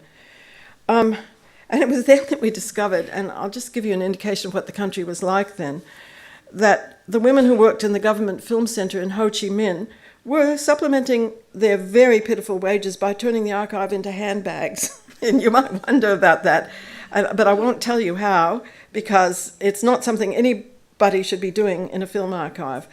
But they were really, really nice handbags. and I might take it up myself, actually. Of course, it was difficult to shoot a film in a country with very poor infrastructure and minimal resources, including no trustworthy film processing. So we had to take all our film back with us, sight unseen, not knowing if we had a film or not. Who would do it? Most critically for me, I was filming in a country where I understood nothing that anyone was saying. As you may know, documentary filmmakers are always listening to know, how to frame it, what to do with the camera, to shoot it properly. And there's no time for translation, of course, when you're in active shooting. But luckily, I found out then that cinematographers really learn a lot from body language, so it did cut. The third and French-speaking member of our team was Dasha Ross, who, despite her later work as a director and producer, was, as the film school graduate, capable of recording excellent sound. You see, it all comes in handy. And plus, she was not a member of the Communist Party of Australia and therefore had a sceptical, critical eye for all we encountered, which was quite important to us. Mavis Robertson proved to be as tough and politically capable as the Vietnamese, and that's saying something because they'd been tough enough and wily enough, to beat the French and the Americans. Also, Mavis was a brilliant organiser, and we raised a large part of our budget through the web of support that I spoke of earlier. We used the 10BA taxation deduction to gather contributions from literally scores of people and organisations across the country, and thereby consciously creating a base for the, showing the film. And these days, this is now known as impact producing and crowdfunding, and it has been reborn in its fullest form ever through the Documentary Australia Foundation, which I hope you're all aware of. The first little clip is from the archival history we constructed, and we sort of had to tell the whole history in just a few minutes. So sometimes it's 2-frame clips at a time, but it worked. And actually, we didn't get the whole clip we wanted because then it goes into seeing the drug centre, but never mind. And I chose the second clip, first of all, because I love musicals, of course, but also because I always love the significance of people's cultural expressions. I don't like those films that are just so dry. Oh, some of them are very good, actually. Why did I say that? But anyway, yeah. As the war escalated and became more brutal, the use of napalm and herbicides by the American forces made large areas of the country uninhabitable. Saturation bombing and the US pacification program forced millions of peasants off the land. Refugees poured into the cities. The population of Saigon, the southern capital, swelled from 1 to 4 million during the war.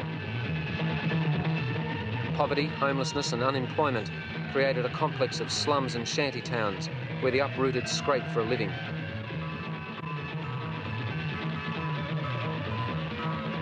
Cultural dislocation and the imposition of foreign customs led to a further breakdown of traditional life and values. These conditions were the breeding ground of a drug problem of massive proportions. The uprooted, the orphans, the petty criminals, hustling for a living in the streets, were an easy mark. Heroin was cheap and readily available as corrupt government officials cashed in on the US-backed drug trade. In 1975, the Saigon government was defeated, the Americans withdrew from Vietnam, and the country was reunited. But in the South, the society was in chaos and disarray. Not the least of the problems of the new government was the existence of 250,000 heroin addicts.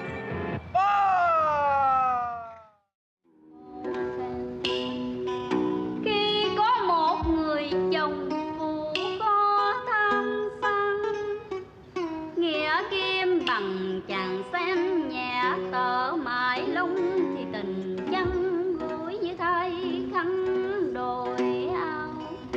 Đối với người đời chàng là người bất nghĩa, đối với bạn lúc xa cơ đánh đập như thế gọi là bất nhân. Vợ khuyên can chẳng để tai đó là bất trí, nhân trí nghĩa chàng chẳng vẹn toàn. Em e ngàn năm người đời cùng nguyền rủa xin bái biệt. Châu Long ơi nè, cái đứng đó đi. Cái chỗ con nào xin bái biệt, tức là xin bái biệt quay vào cái đi thẳng vào trong này, hả? Làm lại cái chỗ.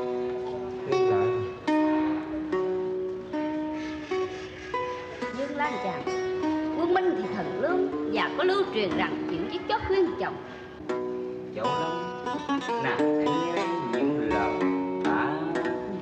Dương Lan quyết định bao lời tâm quyết trao người thương, mong nàng lo vẹn toàn. Em xin ghi bao lời vàng quyết sẽ không thay lòng này. Xin ơn trên chứng. We were surprised to learn that this traditional singer had never been an addict.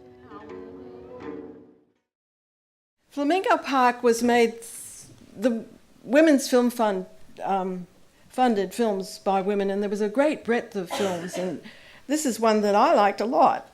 And it demonstrates, you know, that there was a lot of room for a lot of things about women.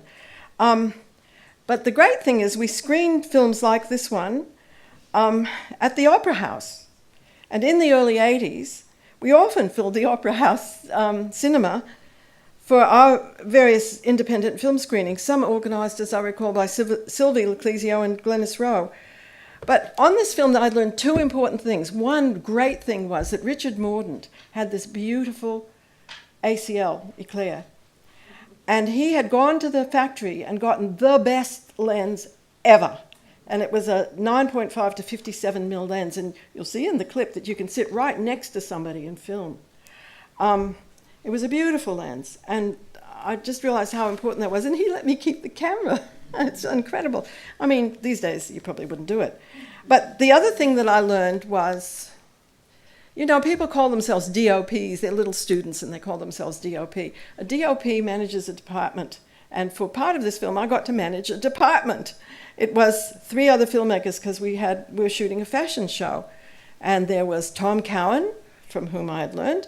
There was Jan Kenny, who was really technically good. And there was Erica Addis, and there was me.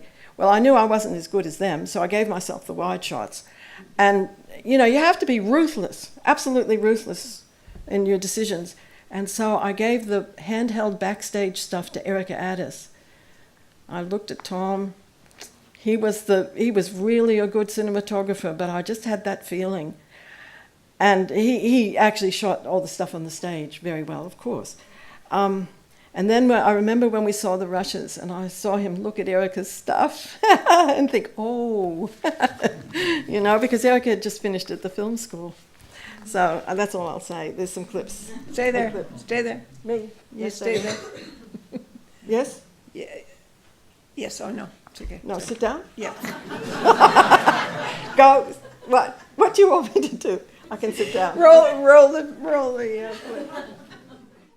Better than the speed of light.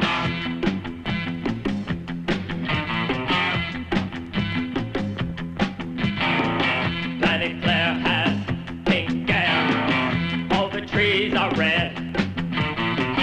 No one ever dies there. No one has a head.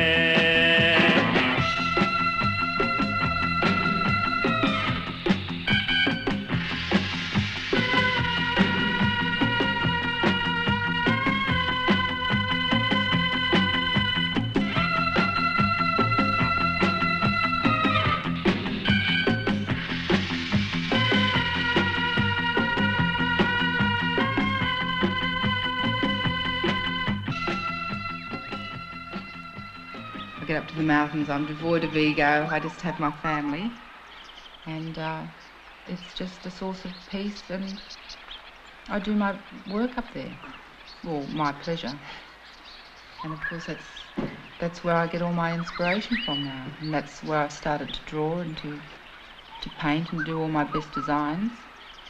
And you know, Michael and I have always sought peace, and we have it there.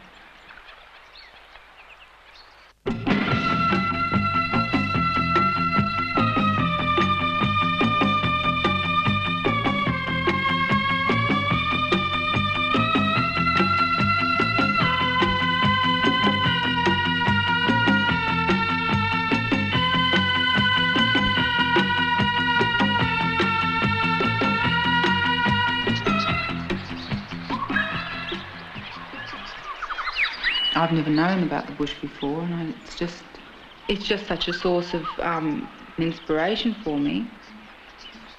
And you know, just to be reunited and have a total family life for 3 days. I mean, I have to be there. Oh, Walton, I love you so much. You are the queen of the big gossip bush. I mean, our place is like a sanctuary. As you know, a documentary is one thing when you imagine it, another thing when you shoot it, and a very different thing when it's edited, often. The story of this film is that a non-filmmaker academic came to us with well over 100 hours of amateur footage that she and her brother, incredibly, had shot in Queensland within One Nation. Because they were so amateur, One Nation didn't find them a threat. Most of the material, of course, was unusable. But in it, there was the one thing that can lift any film, a wonderful, expressive person with a story to tell. And that was Colleen Hughes, as you will see, who just shone within the truly awful rushes, as in clip number 1. You'll see. She was running for Parliament as a One Nation candidate in Ipswich. Editor Kit Guyatt, who not incidentally himself is a very good director, was able to extract the usable shots from this material and piece them together into sequences by filling in with shots taken by other people at the same time, like ABC News or whatever. So, you know, there'd be a shot that way and then we'd get the other shot from somewhere else. But then he went back to Queensland with the academic and, being multi-skilled in the good old way, recorded and filmed, as you will see in the second clip, excellent footage of Colleen. I mean, some of the best stuff isn't even in here, of Colleen's journey of disillusionment with One Nation, all the more powerful because she says it, not us. And you know, we didn't treat them with disrespect. And yet we still didn't have the material to make a coherent narrative. So, you know, the reason I'm showing this is for some of my young struggling friends who think that they don't have a film. You always have a film. You always have a film. All you need to do is to think outside the box. So what we did, and Denise Haslam was there and helped us too, we realized we could fill in the missing bits of the story with stills, newspaper headlines and photos. And I think Storry organized for us to get something from Channel 9 or something. And it was so thanks also to the power of a strong executive producers, Stephen Moore from Film Australia and Dasha Ross for the ABC, we were able to shed an intrusive, overdetermined narration so that the film could tell its own story in action as much as possible. So, I mean, look, if we could make this film, you can make anything.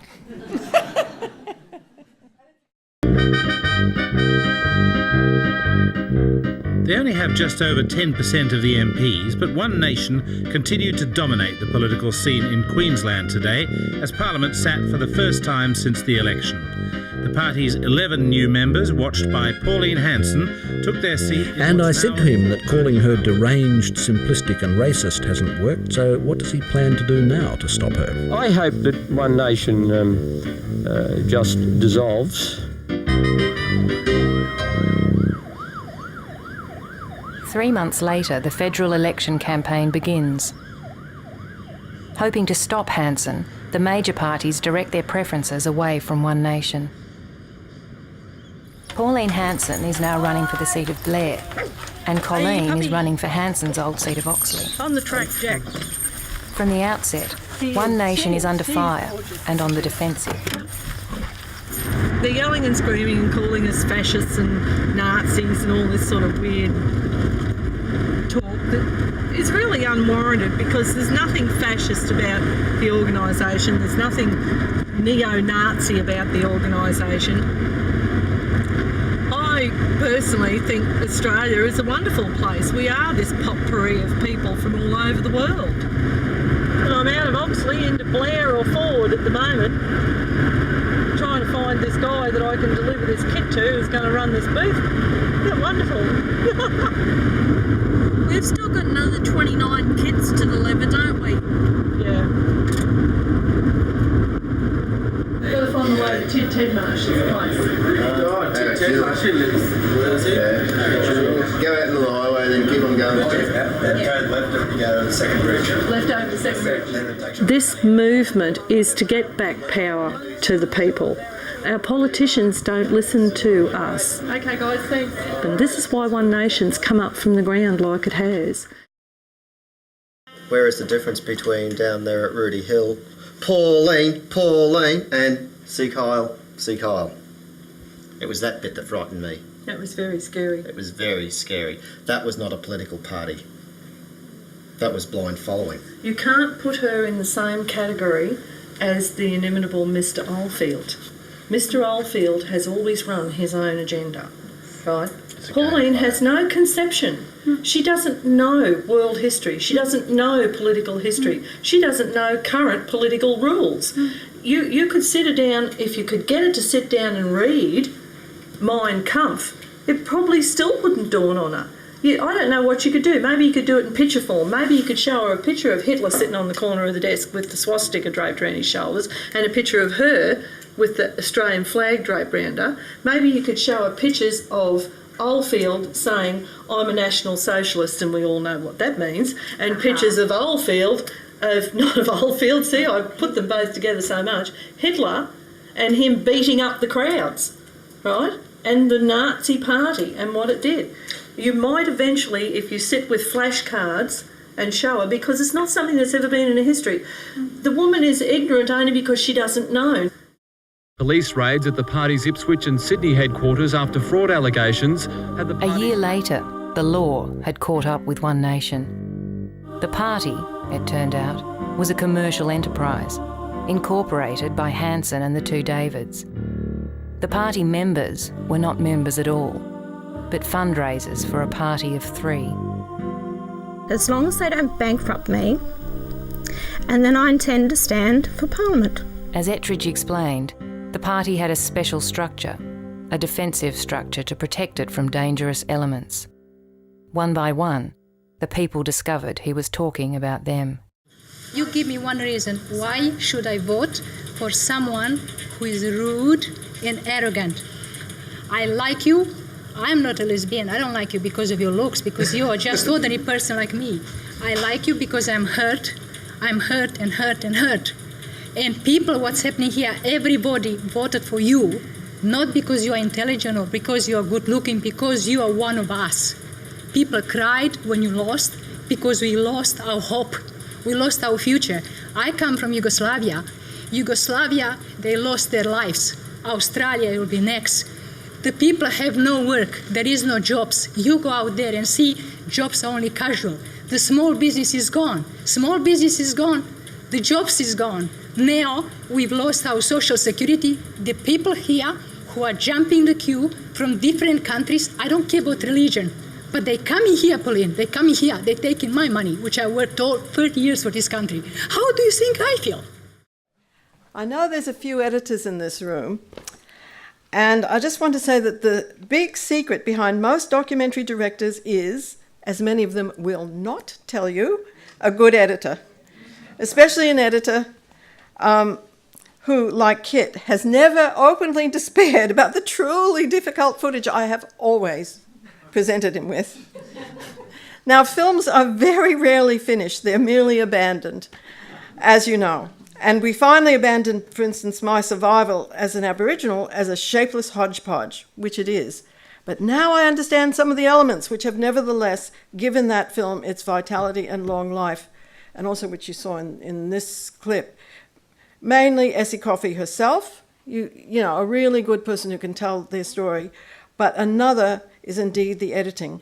Like most good editors, Kit's got musicality and rhythm, and any film he cuts, it just moves right along like a song, and that's what you want. So, now what? Now Kit himself. Do you want me to hold your hand?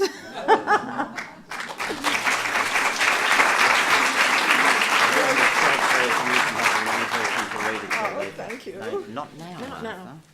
Can you be by yourself? Yes, I'll be okay.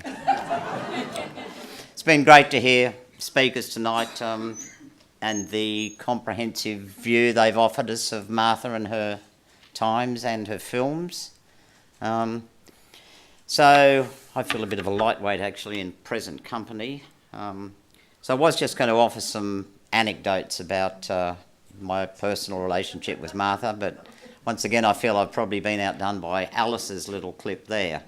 Nonetheless, if you don't mind me reading my prepared remarks, I'll carry on.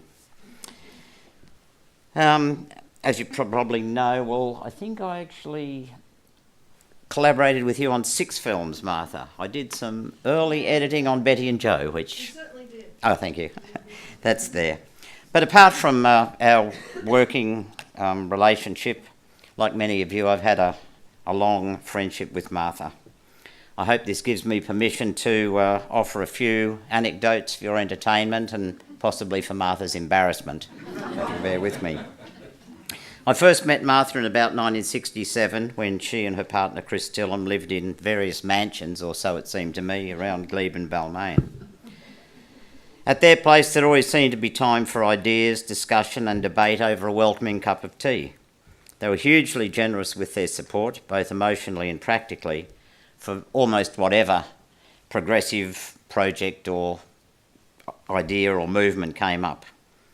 Martha and Chris had not only knowledge and experience, they even had some production equipment. Without their support and the use of their spare room during a protracted post-production, my early experimental drama, The Phallic Forest, would never have been finished.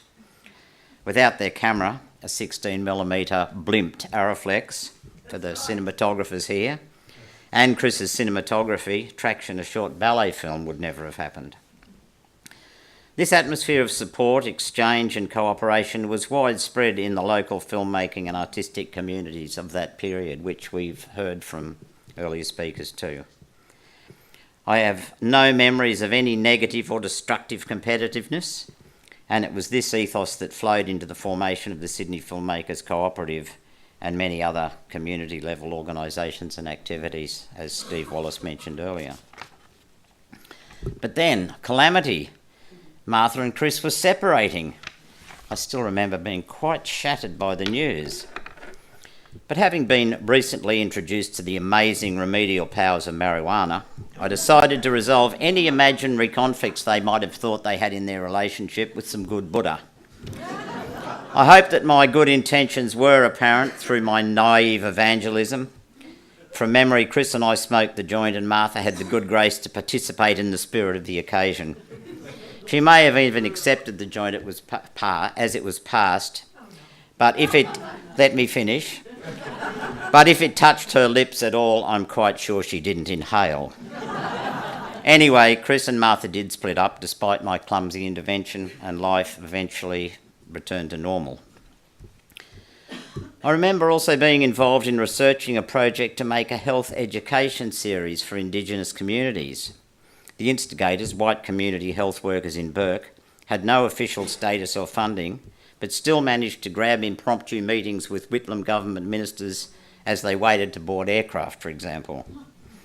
The series didn't get up, but the fact that it was even considered was an indication of the zeitgeist.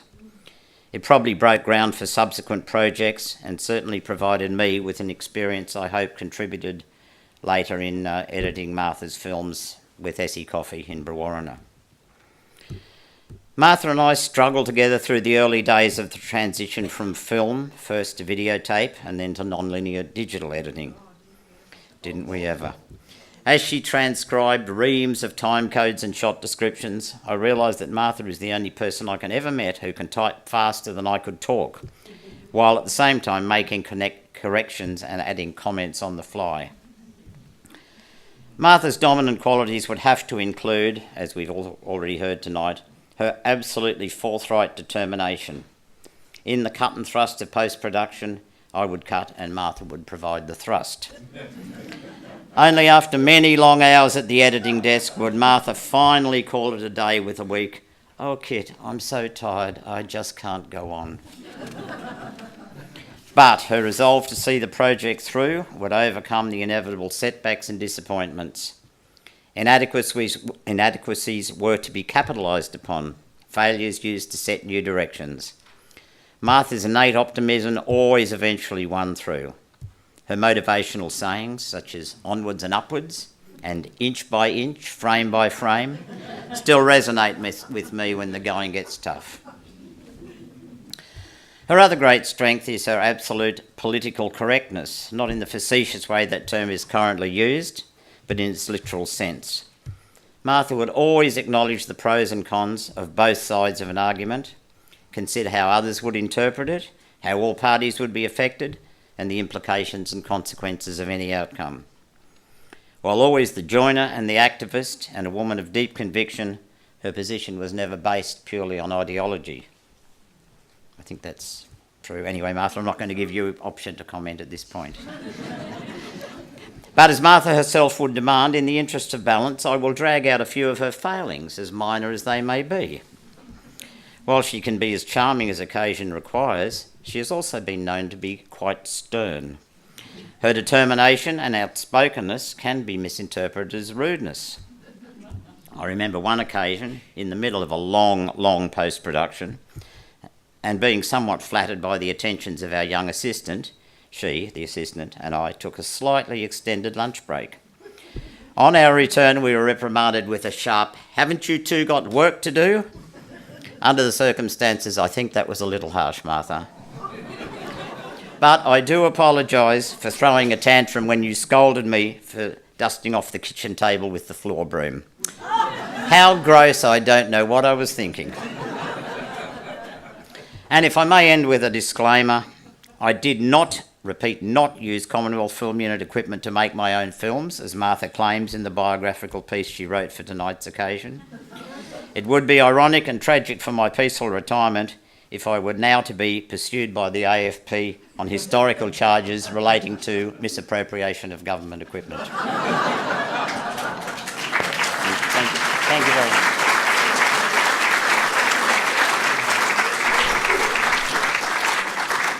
Okay, moving right along, I'd like to call Calvin Gardiner from the Australian Cinematographer Society up to have a few words about Martha and the experience over the years, but in particular about the beautiful book, The Shadow Catchers. Thank you. Ooh, here we go. I first met Martha in probably late 70s, early 80s, when I was working at a small film laboratory in Artarmon. And I had the pleasure of working with her. Film laboratories, a thing long gone now. I remember a strong, impressive person who knew what they wanted and was going to get it.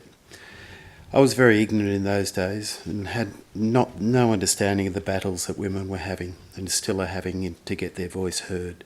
And Martha definitely was having her voice heard. It was sometime later in the early 2000s that Martha and I had a conversation where I learned of Martha's deep passion for Australian cinematographers, and in particular the role of the cinematographer in the development of the Australian film industry, and that she was thinking of writing a book on the subject. It was also around this time that the ACS was starting to think about putting together a year of celebrations for its 50th anniversary in 2008. I had the brainwave to actually get Martha to do the book under the ACS banner and publish it to help celebrate that year. I put the proposal to the ACS National Committee in 2004 and it was unanimously accepted. And for my troubles, I got to be chairman of the book committee. This started what eventually became an 8-year project. Working with Martha on The Shadow Catchers was a truly wonderful experience. The best of it was getting to know the passionate, funny, loving, involved, passionate, compassionate, strong, exceptional, strong individual that Martha is. Shadowcatcher is Martha's through and through, and I'm very grateful that I had the pleasure of helping her bring her vision to reality. We may have missed the 2008 deadline by some time, but the book was well worth the wait. All I can say on behalf of the ACS, Martha, is thank you. Without you, we wouldn't have the wonderful book that Shadowcatchers is. The best book for history of cinematography, not only in Australia, but the world. Thank you.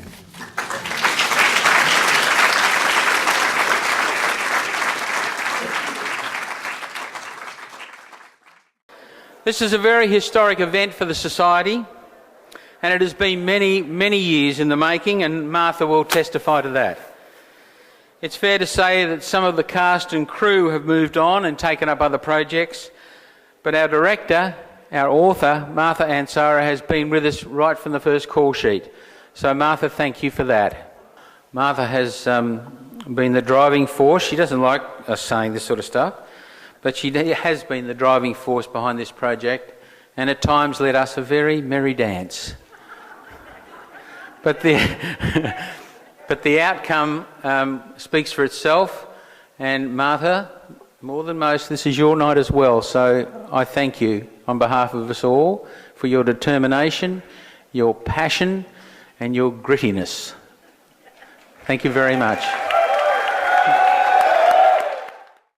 I can add again what everyone said. The book is absolutely fantastic and a credit to everyone involved. It's wonderfully written because someone very kindly dropped a copy at my house about a week and a half ago.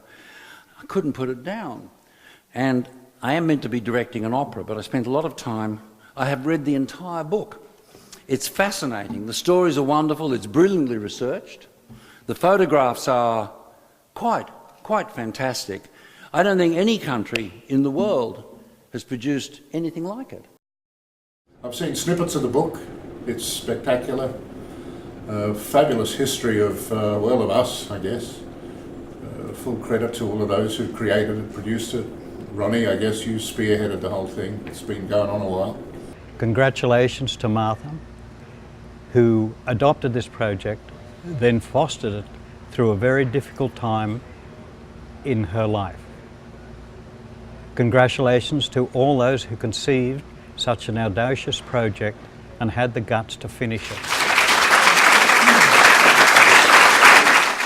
I do want to say that this book was initiated and guided by Calvin, and thank goodness I worked with a book committee of very large, dominating men.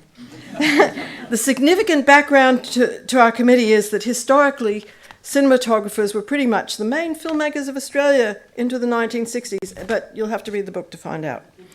So I was working with men who are not only top cinematographers and not only large, but also experienced in managing their own successful production companies, as well as a powerful cinematographers society. I don't want to say too much, but it goes without saying that these senior leaders of the ACS had grown up in a strong patriarchal culture, but speaking as a relatively small female author, they treated me and my views with respect, and I never felt that I had to compromise. Well, perhaps once. As the book's director, so to speak, I could not have had a better group of producers. Can you imagine your producers letting you take something like how many years? 7? 7 years to get it right? But then we even changed printers because cinematographers love their blacks, and we got beautiful blacks. The ACS will be 60 years old next year. It is completely run by voluntary work of its members in every state, and it cherishes its independence. Thanks largely to the work of Erica Addis and our president, Ron Johansson, who you saw, the ACS is increasingly bringing women into the work of cinematography and participation in its committees at every level. And there was not even a problem with our forming a women's-only advisory group, like we can say what we want in our little group. Most women in the ACS understand that the obstacles to our progress are essentially structural as well as behavioural, and that change must go further than the provision of one-off incentives. Dolping out money is once again popular with film funding bodies to solve women's problems, but it was tried in the past. I think we mentioned the Women's Film Fund, and it didn't prove effective in sustaining women's long-term participation. But the women in the ACS have lots of ideas, and I think given our calibre of analytical and skilled female members, someday ACS will be the leading force for women in the industry. I really believe this, under the leadership of our group leader, Erica. Indeed, I find it encouraging that the ACS is only one of many democratic groups which support us in our work and lives and which actively bring our community together. Another, of course, being OzDox, a branch of the Australian Directors Guild, which you too might be able to join. And the thing is that right now, once again, we're in the fight for our life. I mean, I'd love to have Kingston come up here and tell that production companies are really quaking in their boots about the measures that are going to be brought in. And there is... Do you want to hold up the sign? We thought we could take a photo somehow with the sign in the beginning, Make It Australian, which is the campaign, and the room, and there's a website for the campaign, and we could put it up on the website. What do you reckon? Yeah, I think we have to do it out of the foyer. Oh, we'll have to go. No, wait. We just got a little bit. To end this session, we have a few small, short segments. From an interview Jane Castle did for When the Camera Stopped Rolling about her, Jane's mother, Lilias Fraser, who a lot of you will know, and herself, and I'm producing this film.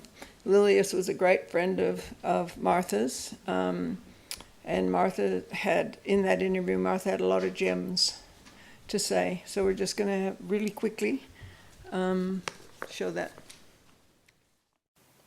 I remember I was in my little dress and high heels, and I was shooting a film for the Queensland Education Department up, and it landed in the airport at Cairns. I was sitting on my camera case, and there was a crew doing a 4X commercial. And because everybody knew everybody else, they came up and they said, "Oh, who's your cameraman?" Because, of course, they would know this person. If not personally, then by reputation. And I had to say, "Oh, I am," and the look they gave me. And then they got into trouble and had to borrow my lights. When you're making a film, you can leave this life behind.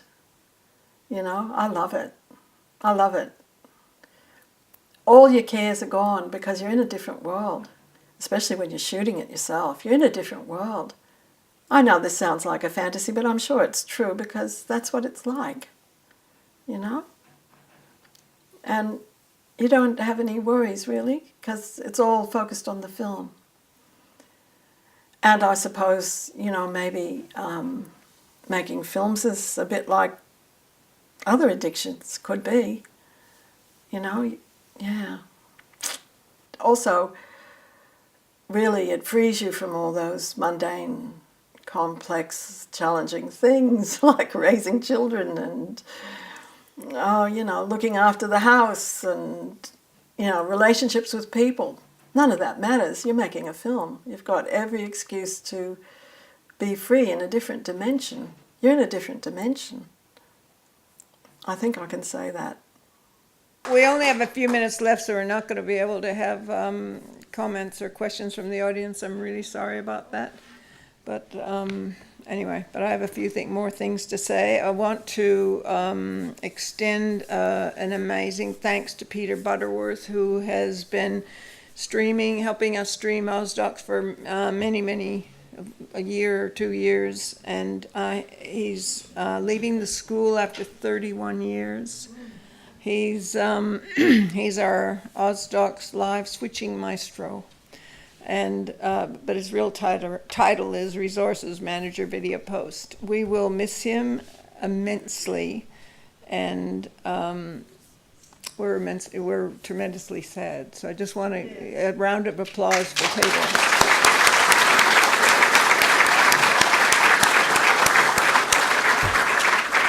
Okay, so that's all we have time for. If you're not on the OzDox mailing list, please go to www.ozdox.org, sign up so you can get our notices.